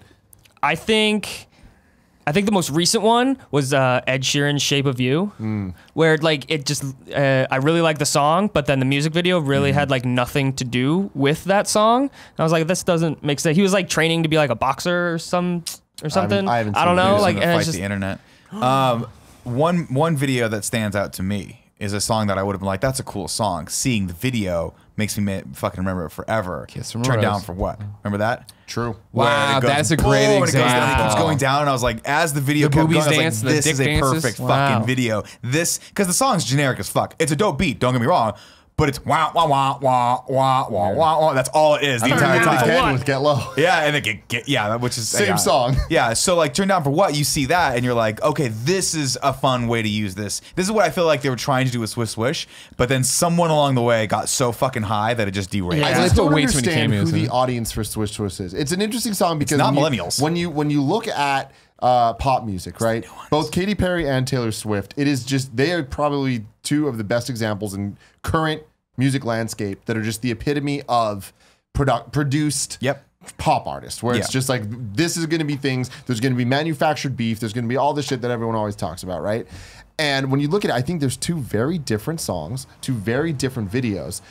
Taylor Swift's song is by the fucking numbers. It is just the most like, pop song. It's going to be this chord, then this chord, then whatever. It's like there's a science to it. Katy Perry's is all over the place in a weird way where it's like there's no consistency in the song and it feels very disjointed. Even just the music. Yeah, I mean, I'll go out on a limb and say that song is a bad song. Like, It's- I just it's don't not know if it's good. ever really gonna catch on. Like, I know I'm saying that it won't, and again, 6 months from now, I'm like, swish, swish, but whatever. I'll be singing my fucking song in I my don't know car that you will. when no one else is And looking at me. that's the thing. Katy Perry's an enigma in a lot of ways because she's been I around usually for like a her long music, though. time. But her last couple hits that singles she's put out for this new album have like not really hit the mark because they're weird. They're like trying to go away from pop and they sample a lot of like late 2000. Yeah, what was the song in this one that like it just randomly cuts to a different song for a second? Oh, and well, then that's cuts like back? some internet meme bullshit. Okay, fair enough. But when she does the fall. But it sampled, right. the song samples the same sample that Lil Wayne and Nicki Minaj's and Drake's Truffle Butter sampled. Oh, like, that song a is year so. or two That's ago. a Yeah. fucking hot video. But there's like this trend of Is that the one about eating the booties? Yeah. You got keep it yeah. clean. What was it? I forget the line. Go ahead. Sorry. whatever. There's a trend right now in pop music to go back to like 2008 to 2012 house music and kind of just taking the beat and just putting it out again. Like Drake's One Dance that came out recently yeah. was the exact same thing. And so they do that, and the Katy Perry new song does that, but it's like we just heard another song with the same thing, and this one feels so weird where it's like it seems like the sole purpose of this song existing was to be a diss track to Taylor Swift and for Nicki to talk shit about Remy Ma. And it's like, okay, cool. I get that. I see all these pieces coming together. That video happens, and it's like, all right, there's headlines everywhere talking about cameos and whatever, how much of a fucking mess it was. That was the whole point of that song existing, was to just to make news, you know? Yeah, I mean that's the thing I feel like with Taylor Swift, but she's good at making news. But you're also getting a halfway decent song, and I think the video is stunning. Yeah. It's all over the fucking place. It doesn't make really any sense. I don't know really what's going on. I have to watch it 5 or 6 more times, but I liked it. It was But cool. It that's was entertaining, designed. and it was fun. Yeah, It's designed in a way Yeah. where all of that is meant to be the experience. Sure. Where it is meant for the hardcore Taylor Swift fans to look at it and be like, like, oh my God, I loved it. But then to actually in their heads be like, oh fuck, what was going on? I need to look more into this. Yeah. Thankfully, Like CNN wrote an article about it. Great. Breaking it down. Breaking I it mean, I down. feel like it's one of those I read. videos where you look at it and you're like, is she trying to be deep or am I just getting trolled right now? Like, did someone actually have thematically like a start to finish plot, like, or a start to finish document that was like, here's how this is going to flow thematically, and this is the message that we're trying to put, and these are the deep layers of it, and this is the A, B, and C story plot? Or was it just like this? Then she's gonna smash a gold Lambo, and there's gonna be a fucking Jaguar sitting next to her, and it's gonna be hot, and then it's gonna break down, and she's gonna do this move. You know when she does that shit? Yeah. She like sprawls it out and goes down. Boy Orgy did it first. Yeah, and just throwing it out there. Voyager did it first. I mean, the thing suck about at this video is T-Swift. there was nothing that was just like, oh, and then this, and then this. Every It single was all thing. on By the purpose. way, I Yeah. like this video better than the last one I remember her making, which is the one where she's running around the mansion, like yelling at the guy. Blank space. Blank Wildest space. dream. I didn't like that video. I was like, okay, it's kind of a boring video. Wildest This one Dreams was in the jungle. See, I just like this one better because it had, again, Crash Lambo, fucking Jaguar, like snakes and shit. There was like she did the thing with the fucking Thriller callback. It was dope. It was a cool video. Yeah, it was cool. It's definitely not my favorite of her videos, but I do think that it's brilliantly designed, and I got to give them credit for that. I think that video works perfectly for that song because of what the song is all the digs that she's making at all those other artists, and that's pretty much what that music video was. Was it the just digs shows she's it. making at the other arcs, or was there also a commentary of all the digs people are making at her? It was both. And yeah, at the end that Mixed was together. Because at right. the end was like, yeah, these are all the people that you thought I have Well, that's- been, Well, and what- now I'm just a snake person. She's killing her reputation. And all the other people though. It's not all just Taylor's lined up at the end. Like Kim Maybe this is Kardashian's deep, there, man. other Maybe shit. I'm It just is. That's what I'm shallow. saying. There's It's a lot so of shit deep. Maybe I'm going just on. shallow, guys. Where Swish Swish was just a Here's Space bunch Jam of- ripoff. It was a Space Jam ripoff with a bunch of cameos that I don't even understand who the I don't intended know who those fucking audience people- was. I don't know who half the people are. Well, half the people. I mean, there was the girls from Glow were in it. There's the Stranger Things kid. There's a bunch of random ass. that was the Stranger Things kid. football players and Here's shit the that thing. I'm not really familiar Well, with. the Gronk. 99% The only thing I laughed at was the Gronk of when does football But season then there's start. a I was like, bunch that's great. of like internet memes that like I don't even. There's not one audience for those things, so it's not like it's like, oh man, if you like YouTube, it's a bunch of YouTube stars. Right. It's like, oh, It's like if I were gonna it's make the that kid- video and I just Googled what was popular all like last year's Yeah. and like memes, and then I saw a list and I was like, let's just do all of these. Let's rip it Absolutely. off. The kid that won. It was the- missing that je ne sais quoi. The kid that tweeted at Wendy's and was like, Yeah. He was in there? like- yeah, and he's sitting there eating nuggets, and it's like, really, you're gonna get that dude? I think this video was what you were talking about. What Taylor Swift's was of like, hey, let's just like, and then this happens, and then this happens. Yeah. Yeah, and that it's like sounds- let's Oh, no, just like, throw least shit they were at a wall and unabashed see what about it. Like, sticks. Taylor Swift, I assume someone was like, hey, this is gonna have a deeper meaning with it. Right. Swish Swish was literally that, like, oh, you know what else would be funny if we did this? Right. And there was at no biggest point was someone crime- like, And if that his doesn't make head any sense, it doesn't explodes. matter, The it doesn't biggest make- crime yeah, of that why does his head video explode? is that think of the budget that must have went into that, A right? lot, millions. A fucking shit ton of money. Terry Crews alone Nicki probably cost Minaj $20 million. couldn't even show up. She's in the song. They're green screened her in. Yeah. Like if you look at that shit, all of a sudden it's the halftime. Well- there's no one in the crowd. Everything turns off. There's some fake ass blue fire coming Right. up. She's green screen rapping, and then they do a shitty ass shot of her throwing a ball to Katy Perry, and it's obvious it's not her. And I'm like, what? Like, I'm not mad. Come on. First off, I love Nicki You're just Minaj. disappointed. Second, I think that was the best part of the thing because her breakdown was actually decent. well, like her- when she starts it actually is the best rapping, part was of the decent, song, right? for sure. Yeah, and But so it's- beyond it just that, shows holes in even the thought process behind the video. Yeah, this is the kind of video like. So I follow Joseph Kahn on Twitter, right? And he was talking about like he talks about his work sometime, and someone asked him, hey, like how long did this take you to do? And he's like, yeah, we started prepping this back in January, started shooting, now we're in post, and hopefully it'll be done by like I think he was like, yeah, we're still like working on it as we speak. I think this is like 2-3 days before it was going to go live. I don't know if I'm Which remembering one's that this? correctly. This This is new Taylor one. Swift's Okay. video, the new one. And so like that's a long fucking time to work on one music video. Like that's a long. Think about that. That's what are we? The month 8th. It's 8 months from pre-production to production to post-production. That's a long time to work on a 3-minute long video. So they put a lot of thought and effort into that. Swish swish. Pretty sure they were like, okay, Katie, stand over there, throw the ball. Oh, we'll figure that out. We'll make something happen with that. Terry Crews, scream, ha! Good job, Terry Crews. They probably just like reskinned him from his fucking Gold Spice commercials. Remember those things? So I don't know. It just feels like this was not very well concepted out, and then they don't even go fuck. I don't even think Katy Perry gave a fuck about it because she's like, people are still getting millions of views. It's just gonna happen, and there'd be some dumb audience that's like, I liked it. It had that fucking meme I like about the internet. Internets are cool. Bernie Burns. The opposite Jesus. side of this, the equation is the fact that, and for a positive thing to end on here, or maybe end on, is my favorite band's Weezer. The first time I ever saw Weezer was Buddy Holly, and it was that was on somewhere, and it was the Happy Days, and it was like eye-catching enough to be like, what the fuck, and walk over and then listen and be like, oh man, like these guys are awesome. I mean, Weezer for me was that I don't know the name of the song, but it was the song "Gone Fishing," I think. The song Keep with Fishing. Keep Keep Fishing with the Muppets in the video. Yeah. I'm like, this is fucking dope. Yeah. So I bought that album simply because of that Green video. Album, great one, yeah. Clint Eastwood, the Gorilla song. Yeah. That video blew my mind, and I Yeah, was like, that all was a right, great one. I'm now in love with these guys. But yeah, Christina I Aguilera, Genie in a Bottle. Fantastic. Britney Spears, Toxic. Baby One More First Time. off, Toxic. Baby One More Toxic. Time. Don't even fucking talk about that in mad light. I in front of me, apologize. I know I'm not. It's not a No. bad light. I mean, Slap this your is face. this is what I'm talking about. Where music videos matter to me was TRL. Yeah, oh yeah. And like Which is watching coming shit. back. Coming back. Damn, son. Okay. Yeah, it is. Okay. We're all gonna watch it. Carson together Daly every part of night. it. No, it's a bunch of YouTubers. Carson Daly died. Oh, that's He good. didn't Carson Daly, die. he was 84 years old when he No. started doing MTV stuff, and now he's dead. Yeah, I think that music videos are more relevant now than they've ever been. And I think it's because people think of music as music videos. People think when, a new song came out, that means a new music video came out. Right. Like back in the day, albums were lucky to get more than 3 music videos per album. Now, Well, there was if like, a song doesn't correct have a music me if video, I'm it wrong, doesn't wasn't there a bit exist. of a dip though, where it was like no one was figuring out where music videos were going to go, and then the Oh, internet. that was a big dip. Yeah, Yeah. yeah. I mean, what I'm talking about is from 2012 on, Yeah. I'd even say, because they did 2010, they still didn't have the means to, everyone has a camera. Right. Anyone can do anything. Right. And so that meant DSLRs kind of made that revolution happen. And then once you get to the point where it's Social like media even and all that stuff. nice cameras are not that expensive compared to what they used to be. Right. So it's like you can have looking at Macklemore and what he did, his videos looked professional as fuck. And it was just from DSLRs. Mm-hmm. You know, and then now you look at the budgets put into his videos and it's insane. I remember watching videos on like iTunes. Like before you could buy them, they would just have them up there for like all the new songs that came out. That's where I first started watching music videos. Yeah, I remember for me, it was cousin Jody. Nope, not Aunt Uncle Scott's daughter. Not Aunt Uncle Scott's daughter. She would Bon Jovi videos. She'd come over. She would babysit Slippery me, and when she was a wet. teen. She would always have MTV on. I hated it. What's her name? My cousin Jody. Big Bon Jovi fan? Yeah, Jody was a Bon Jovi fan. Jody and Julie, big Bon Jovi fans. Got it. This is a real thing that happened there. They were all over. Yeah, that's what they did. They've seen him many times in concert. But talking about music videos making you like a song more, how about Gundam Style? Okay. 100%, yeah. That's yeah. the only reason why I like Right, that song. yeah. If I'd have heard that So song, good. I'm like, I don't care about it. But then you see that you got caught up in the phenomenon. Yep. Right. That was Psy.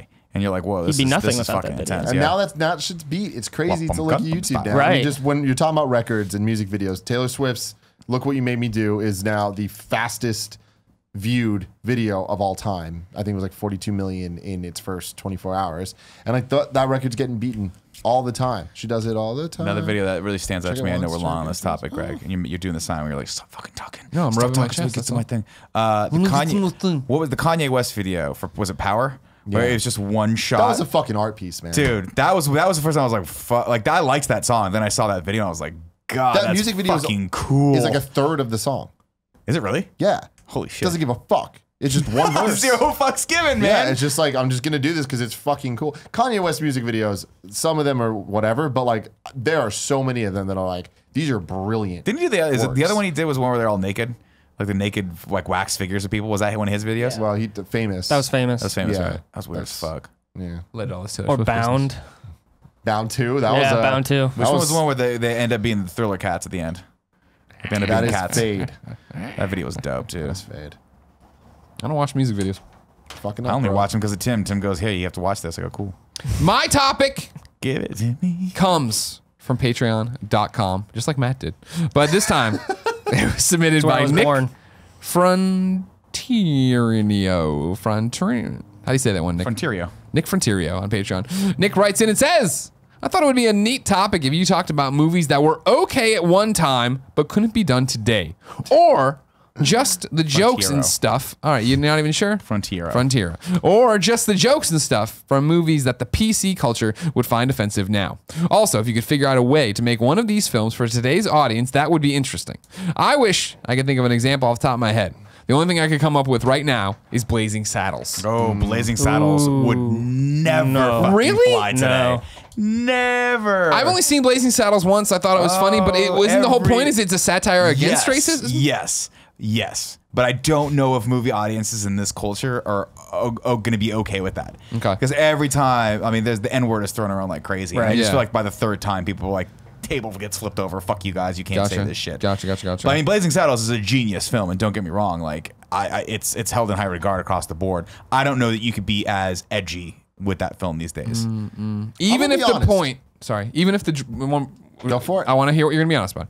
Even if the point though was to lambast racism, you don't think you get away with it? Yes, I don't think so. No. I don't think the audience would understand that it's satire and that they would still be offended about it. But I think they would choose to be offended. Yeah, they would still be offended. What I was trying to say. They wouldn't care. Here comes Kev. This was a little bit more serious, but Django, like there was a big movement against like, oh, they say the N-word way too many times, but it still happened. I think at the end it still happened and people loved so that movie. That's kind of my point. Is honestly, I feel like this topic, there'll be a lot of things that we can bring up. I truly believe any of these movies could happen today. I think, I don't think they could happen exactly like they happened back then. I think they could happen exactly like they did. I think that people are going to be outraged about it and they're going to write their fucking BuzzFeed blogs about it. That doesn't mean that they can't happen. Well, that's the topic, though. That he's saying if you were to do these movies, which ones would people like be rightfully outraged over, or like what or unrightfully? Like, oh, they're remaking. Well, like people are going to be outraged about literally everything. What I'm saying, I think that any of these movies, any movie you guys name, I think could come out today. My pick is Soul Man from 1986. Wikipedia synopsis is Mark Watson is the pampered son of a rich family who is about to attend Harvard Law School along with his best friend Gordon. Unfortunately, his father's neurotic psychiatrist talks his patient into having more fun for himself instead of spending money on his son. Faced with the horrifying prospect of having to pay for law school by himself, Mark decides to apply for a scholarship, but the only suitable one is for African Americans only. He decides to cheat by using tanning pills in a larger dose than prescribed to appear as an African American. Watson then sets out for Harvard, naively believing that blacks have no problems at all in American society. There's no way somebody would get behind that picture. That movie could be made if it were reversed. I think if white chicks. It's white chicks, basically. But I think that even nowadays, like you going under this guise, white chicks couldn't be made today. Because I feel like maybe not. So I feel like you're taking couldn't be made as.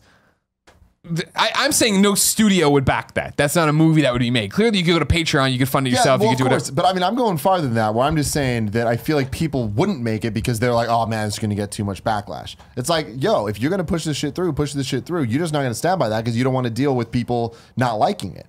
Just there's more people able to be vocal about not liking the things. Sure, and that's on you to stand by if you think that this is funny enough. And that you need to find that audience that's going to think it's funny. Or else you can't back up your own shit and you shouldn't do it. Sure, I think Greg's point is, so I walk in and I'm like, I love this movie, I love this idea, right? It's gonna be about it's a remake of Soul Man, right? We're gonna take the whitest person you can find, and he's gonna pretend like he's black, and he's gonna almost go as far as to do blackface, and it's gonna be hilarious. No studio exec in this climate would be like, here is $5 for that movie. They're just not gonna back that movie. It's not gonna happen. It's just not happening in this day and age because they know that is going to be so much shit that if people catch wind, take a look at what's happening with the new Slave series on HBO. That shit's getting canceled before it's even fucking coming out. No, it hasn't been canceled. It's getting Confederate. It's getting real close to them being like, this is not worth the shit People were we're taking for talking about this. it for 2 days. That doesn't mean it's getting canceled. Confederate, real quick, sorry, is the one that what if the Confederates won the war, right? Okay. And then is it modern day, similar to like High in the Man in the High Castle, or is it? I think we're supposed to be. Yeah. Okay, interesting. And we're going to our 3rd Civil War, I think. Okay, see. I mean, we'll see. I'm not saying it's getting canceled. I'm saying at some point the HBO execs got in a room and were like, what and the so fuck here's where this right? is all personal values, obviously, and everything else, and that's why this is always so thing. But on the weighted scale, right? What the pitch that I just heard on Confederate, the Confederacy won the Civil War.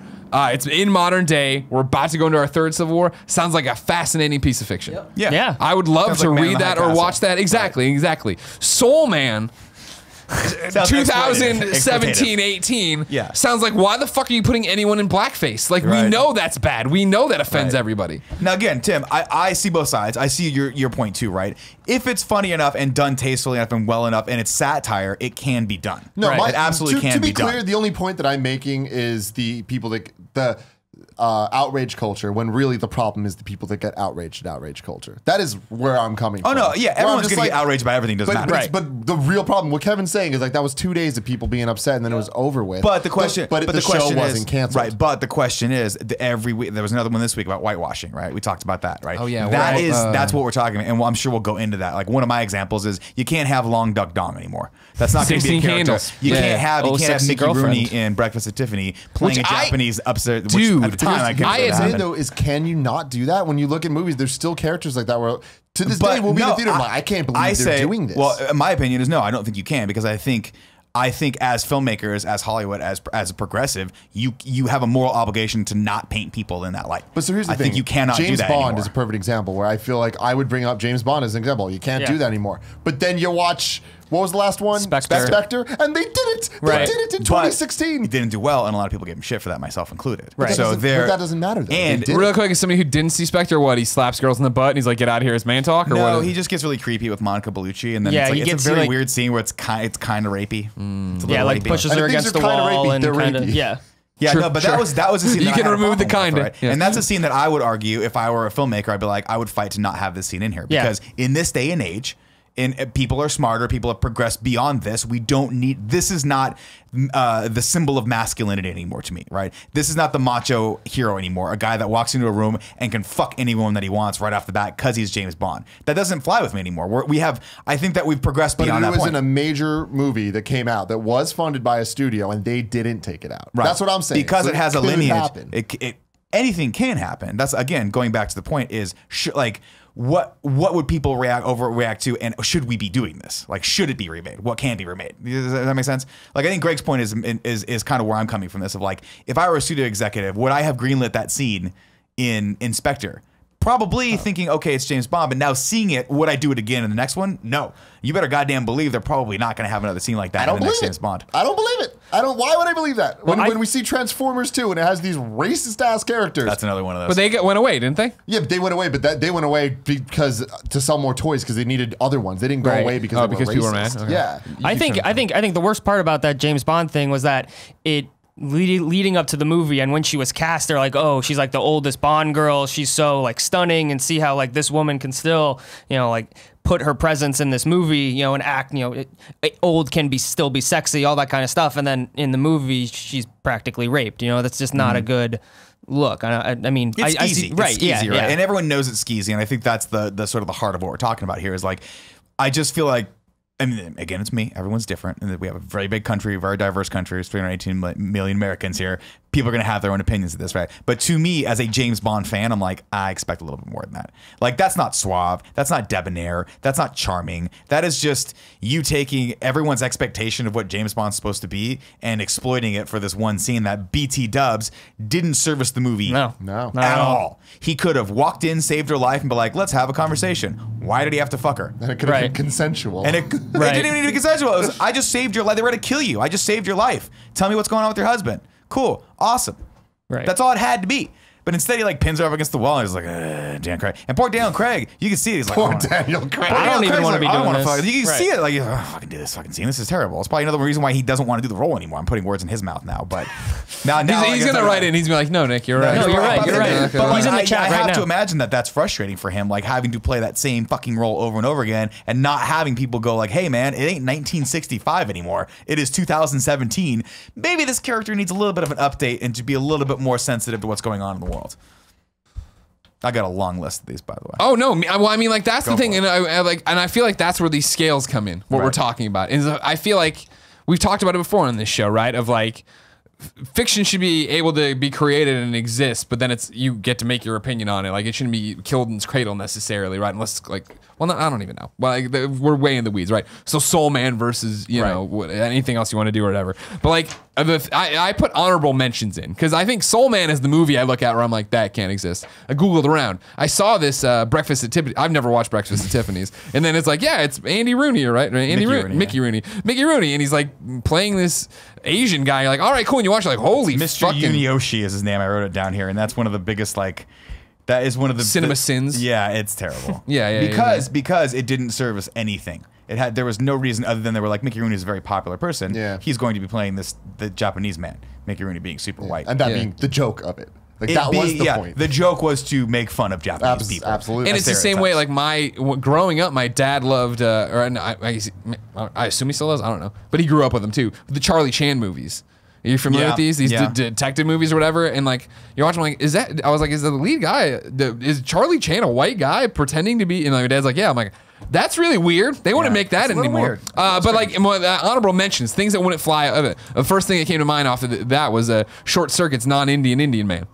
You remember this? Fisher Stevens or whatever? Oh, right. Who's He wasn't basically... Indian? No, he wasn't Indian. And the problem is we were both young and stupid. Yeah, I think I thought now he we would was see right through it if we watched it, but at the time, was he just a you white don't dude fucking doing know. Indian? Yes, No, he's a white man in brown face pretending to be Indian there too. Yeah, that's not And good. and that brought up recently, I don't know if you've seen this, the problem with Apu, the True TV documentary or whatever.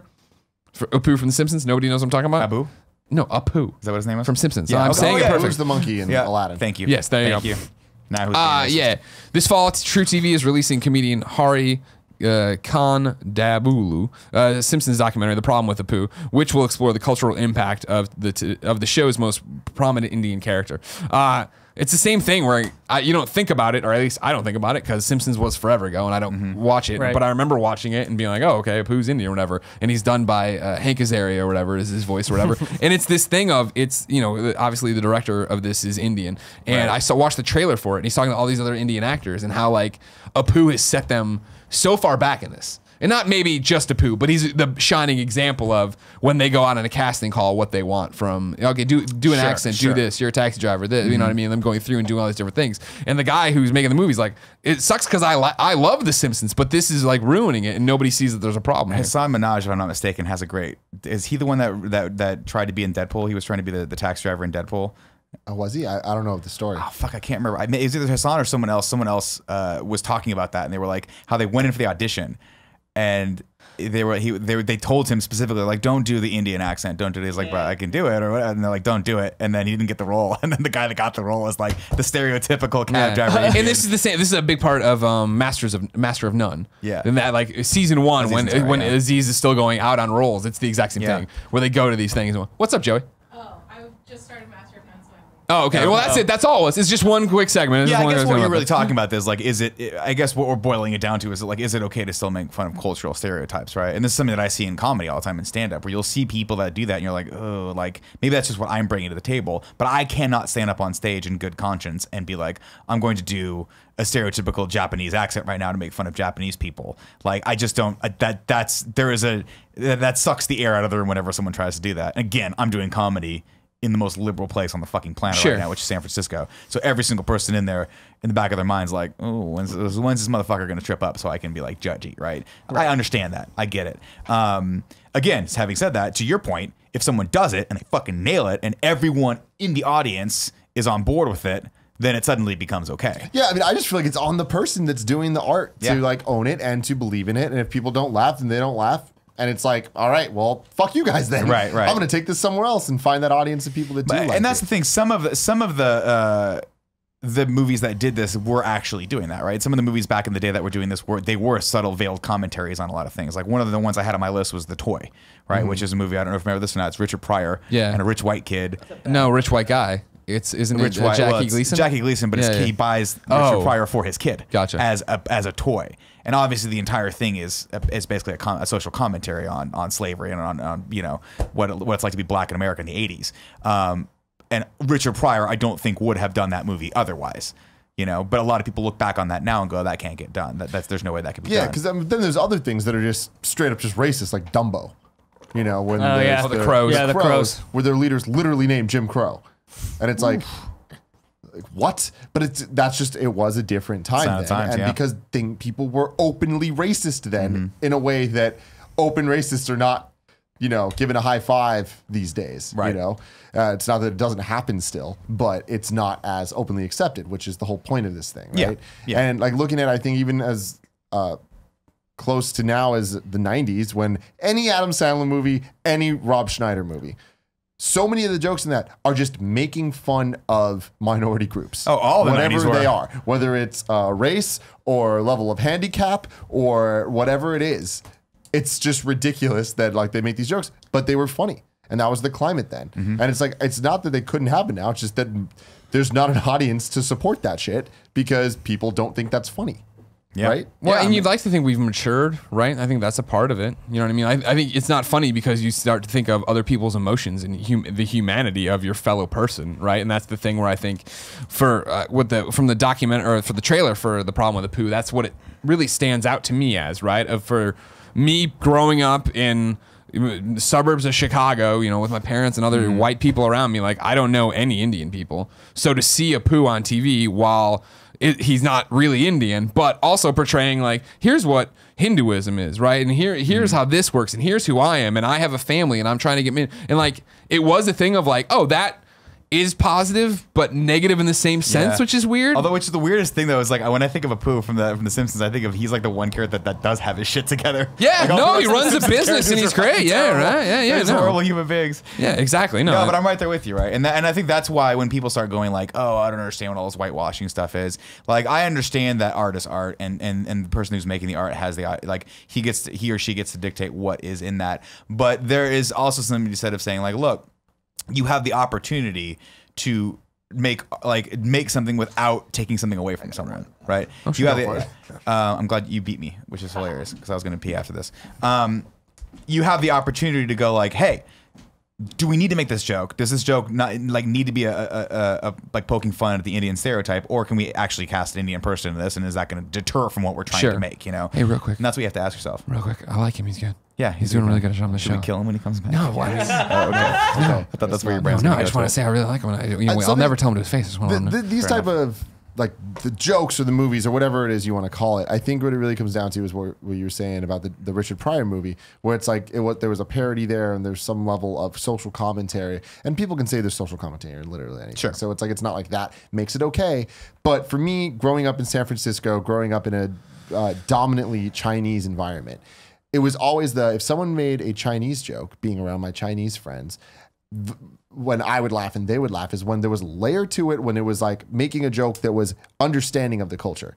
But when someone's punchline was ching chong, then you're just making fun of. Like, the joke is the people then. Yeah, and that's a question I always I ask myself a lot, where I'm like, where is the end of that, right? Because at a certain point, we do like, as a person who is doing stand-up comedy, as a person who's making jokes, like, you could pick apart any single one of my jokes that I make and have a problem with it, right? Be like, that I'm going to get offended at this because of that. And so that's something I think about a lot. I don't have an answer for it, which is like, obviously you go back and watch like any Eddie Murphy stand-up special from the 80s, and 90% of that shit, people would just be like, no, dude, you cannot fucking talk about gay people like that. You can't talk about like mentally handicapped people like that. It's just not going to fly, right?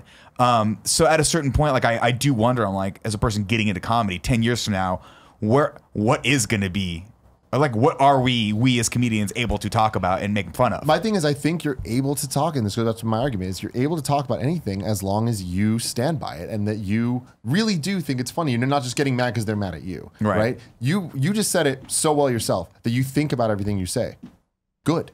Right? But you should take every single joke that you have and think about it from every perspective that you possibly can to maximize how can I make the most people think that this joke is funny? Sure. Little tweaks can go so far. Sure. To then, in 10 years, when people look back at what you're doing, you're going to have a massive audience of people that think you're funny. But at the same time, it's hard not to feel like the subject matter and the field of play is narrowing. Right. But it's not if you just own it. Because I feel like Eddie Murphy, I mean, he's turned into something different in the last couple of decades. But if he were to come up and still do the same jokes and still do them the way he did, if he owned that, it's funny that he's saying those things that are inappropriate. Chappelle just did 2 Netflix specials, one that had jokes that he's been doing for a long time. And it felt inappropriate, but it was funny because it was Chappelle doing it. It didn't feel like, ooh, you shouldn't be saying it these days. It felt like you're funny and you're owning this, and it's funny because you're Yes, but I watched the Chappelle specials, the 2 that came out, and there was some stuff in there that I was like, okay, you're a little out of touch. Like, we've moved beyond this. As me personally, I don't think that's funny anymore because I've moved beyond that. Maybe it's because when I watched Killing Him Softly, it was back in like 2002 when I was 22.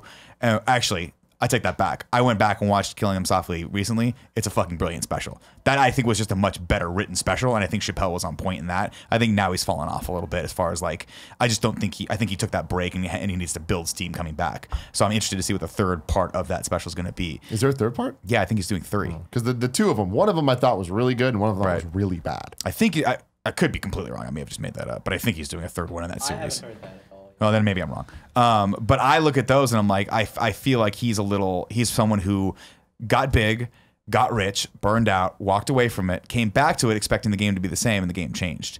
And there's some stuff that he says in that I'm like, it's not that it wasn't funny. I'm just disappointed because I go back and watch Killing Him Softly. I'm like, fuck, that was so, for the time, so funny and so coming at that part of the world from a different perspective, like your life from a different perspective, and really turning that all on its edge. It's really smart comedy. And then you watch the newer ones and you're like, oh man, he's just calling people trannies. Like I don't really fucking need that, man. Like that's not smart. That's not clever. That's not a commentary. And what you're talking about is adding depth to your comedy and having layers of people going like, wow, I just laughed at that. And asking themselves, why did I just laugh at that? Or what's so important about me laughing at that? What does that say about me? What does it say about you? What does that say about the world? These observational things that this comedian is trying to make. What's that? Or it's shock value. Like I feel like hearing Chappelle say the things, it's like, oh shit. And I feel like South Park is the master of that, of the shock and awe of we're seeing something so fucked up, but then there is always the deeper message. Yeah, but that's the thing about South Park that's brilliant is because South Park is actually on a surface level the stupidest fucking thing you're ever gonna go. It is shock and awe value, right?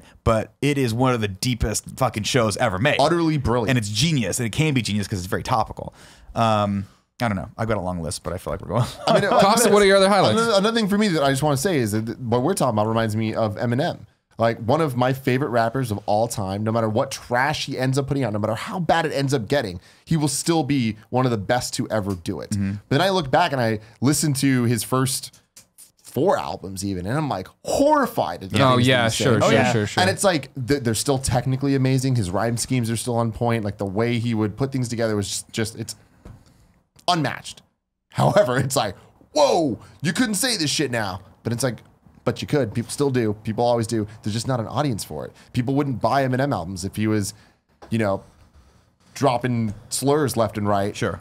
But he still kind of does, and people still do kind of buy it. Yeah. There's a lot of people there's a lot of people that probably would be in touch with some of those messages too, unfortunately. Couple movies that, because I actually looked through this and there's a bunch of lists online, so I'm not going to say that I came up with a lot of these off the top of my head because I didn't come up with any of them.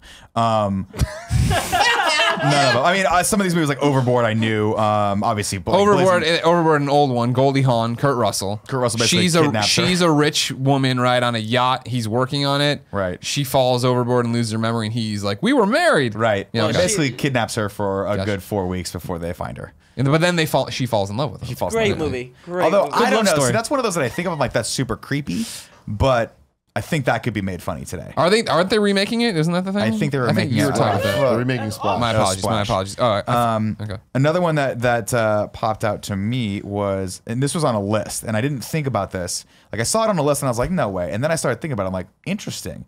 True Lies, because the way it paints Muslims is like so unbelievably stereotypical. Like no way, they make the terrorist. They still are in the movies. They still are always the terrorists. Okay. Like that's now when you have a Muslim comedian, or again, I think it might even be in Master of None. They're like, we're just gonna be the terrorists. Why do we have to do this? Right. You talk to like Maz Jabrani, I think has a bit about it in his stand-up special too. The same way. Oh, it's great. Yeah, he's hilarious, dude. Yeah, but that is the sad. It's still the sad thing, right? Of like in the same way, like. In the 80s, the Russians were always the villain. Now it's that Muslim, Middle Eastern. You're the terrorist. Radical Islam. Yeah. And I feel we've gotten a little bit better at it, but I'm also a 34-year-old white guy who plays a golf game at night. So who the hell knows what's happening out there for other people. Golf game. I do, and you're good at it. Thank you. Couple notable other ones that I wanted to just bring up and actually ask because I don't know. These are ones that I'm like, I think they could be remade, but it's interesting. The subject matter is interesting. Certain things have to change. Weird Science. 2 dudes get together to make their perfect girl, and she's just smoking hot. You could do that again. I think you could too. Because some of these are like the reason I brought up that I found some of these on the list because I just fundamentally disagree. I think the Kelly LeBrock character in that is the strongest character in the entire thing. They make this dream character of a girl who's supposed to be like just for her looks, and she ends up being a fucking super genius that like helps these dipshit fucking nerds. I mean, the thing you're leaving out in case somebody doesn't know Weird Science is that they're losers in whatever sophomore, junior year of high school. They're high school kids, and so they whip up this supermodel or whatever who can grant wishes and is awesome and like is in control of all the situations. I think you get away with that. I mean, I think this goes back to the fact that when it comes to all of the why can or can't you do these things? Like there's certain things on the list that we think about, and I think that there's just certain things that are more taboo than others. Yeah. And as time goes on, it's like one thing will be like, well, this is worse than that, so we can't do that. So as you look at it now, I think that sexism is still not that bad. Still okay. Yeah. You know, in terms of general public scale, popular opinion. Sexism still hasn't hit that point where it's like, oh, you can't say gay. Right? Like if you say gay now, that's like you're bad. You're still allowed to fight somebody if they say they're feminist. Basically, right now. Well, I'm not a feminist. That's a layer that like complicates things. But just the sexism of it, of building your perfect woman, like that. Not everyone agrees that is bad. Well, I think that could be done and done in such a way that's brought up to modern times, and it would be joking about that, right? And I think they get a little bit of a pass because they were sophomores in high school and they're boys. Well, that's the thing. They're sexually charged. And that was the thing too. That was is the they whole always point of it, right? Didn't they want to fuck Lisa, but they couldn't? Yeah, they or couldn't. something? There's some rule. They were too. No, they were. Just oh no, she brought him in. She brought him in the shower. That's right. And they were like, and that was the commentary. There was like these guys find they get what they want. They have their prepubescent like dream girl there, and it's so intimidating to them. Showering's fun, she says. Right? Yeah, like, they end up actually going for just the girls that are nice girls. Exactly. I think that could totally be made.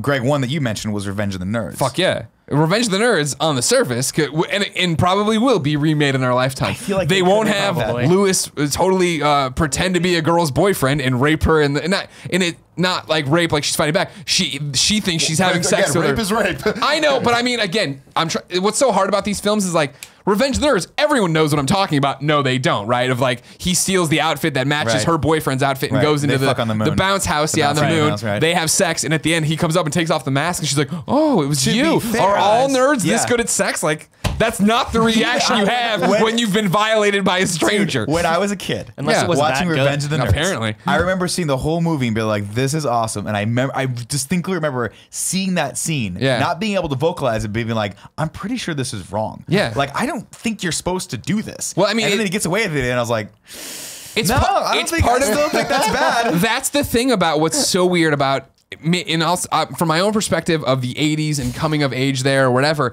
is the way sexuality is handled. Yeah. When you actually get old enough and have sex and have a partner and have all these things, like, it's such a vulnerable, intimate thing. But the way movies handle it, where it's like, if I just had sex with some random person and came up, was like, it was me all along. Like, they would fucking, exactly, whatever you want. And it's the same one. I have Revenge of the Nerds here. It's the same way that, like, the nerds break in for a panty raid at the sorority house. I'm like, as I was watching it as a kid, nothing else registered except for that last part. They break in to do a panty raid at the sorority house, which is weird enough, but I guess did happen at least once, because that's like the whole like panty raid, sure. Yeah, frat at least once. Well, you know, it feels like an urban legend thing that's something people talked about. Be based on some Who reality. the fuck ever did that? And everybody was like, that's just boys being boys. Can you imagine if some dipshit frat house was like, we're gonna bring back the panty? They would get fucking. Now again, if you are listening to or watching this show not having watched Revenge of the Nerds, the panty raid, not even the most offensive thing. No. The panty raid was a smoke screen It's a red herring. for the other nerds to break into the attic, saw holes in the roof, and put cameras in their bedrooms and bathrooms. Oh my god. Then they go back to their nerd fraternity house and watch on closed circuit TV these women naked in the shower with each other comparing. It's like, kids are smart. They were something, all right. They would all be fucking thrown away right now. Thrown in jail. When I was a kid, the reason why that maybe didn't register was because it was like overload. Because the whole point of it was like leading up to the joke about Bush. We've got Bush. Remember that? And that was the first time I think as a child I'd ever seen a naked woman. Like, I'd ever seen pubic hair. And I remember just not. I don't even think my brain. It just went boo. You know what I mean? Like, it was so much stimuli that it just fucking. Well, I mean, and that's the thing is, it was an '80s movie aimed at kids who just wanted to see tits. And on top of it, it was the fact that the nerds were the downtrodden. Right. We were rooting for them to get past the alpha betas who were assholes. And these, of course, were the alpha betas, like girls or whatever. But the pies. But now, to add even more into this of how fucked up this was. During the panty raid, they break in, they put cameras in. Lewis takes a photo of Betty, who is naked. This is the same woman he will eventually rape in the moon house. Right. Takes a photo of Betty that's naked. Then, at the carnival, whatever, to raise money, to do whatever, they sell pies. And they have a line around the block. And the alphabet is like, why are these people? They go over, they steal a pie.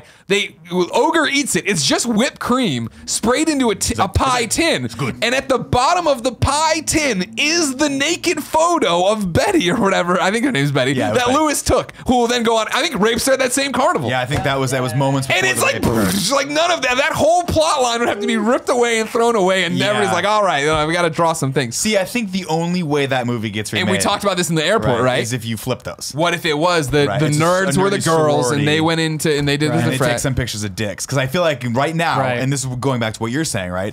You do that, it's funny enough for people that it doesn't register that's the same shit that they did before. But you're like, oh, it's girls taking pictures of dicks. That's funny, right? That's funny. We can get away with that. And then 10 years from now, we're like, dude, that fucking remake of Revenge of the Nerds totally inappropriate. And that's the thing is that's what would happen. And like, but I don't even know if you would, right? Now, granted, this is held to a higher standard, but that Batman Harley Quinn movie's out, right? And it's just getting ripped apart everywhere. And one of the pieces I read ripping it apart was the fact that, and I haven't seen it, so I really don't have judgment, but based on the description, at one point, like, the thrust is that Batman and Nightwing have to work with Harley or whatever, right? And they're running around doing stuff. At one point, Nightwing wakes up and he's like tied to the bed, and Harley's on him naked. And she's like, we should have sex. And at first he's like, no, but then he's like, all right, fine. And they fuck. But it's like, reverse those roles of like the woman wakes up tied to the bed and there's a naked DC animated movies, like Killing Joke. Great point. That's a great point. And that's the thing is we get on them about it. Like, I don't even know.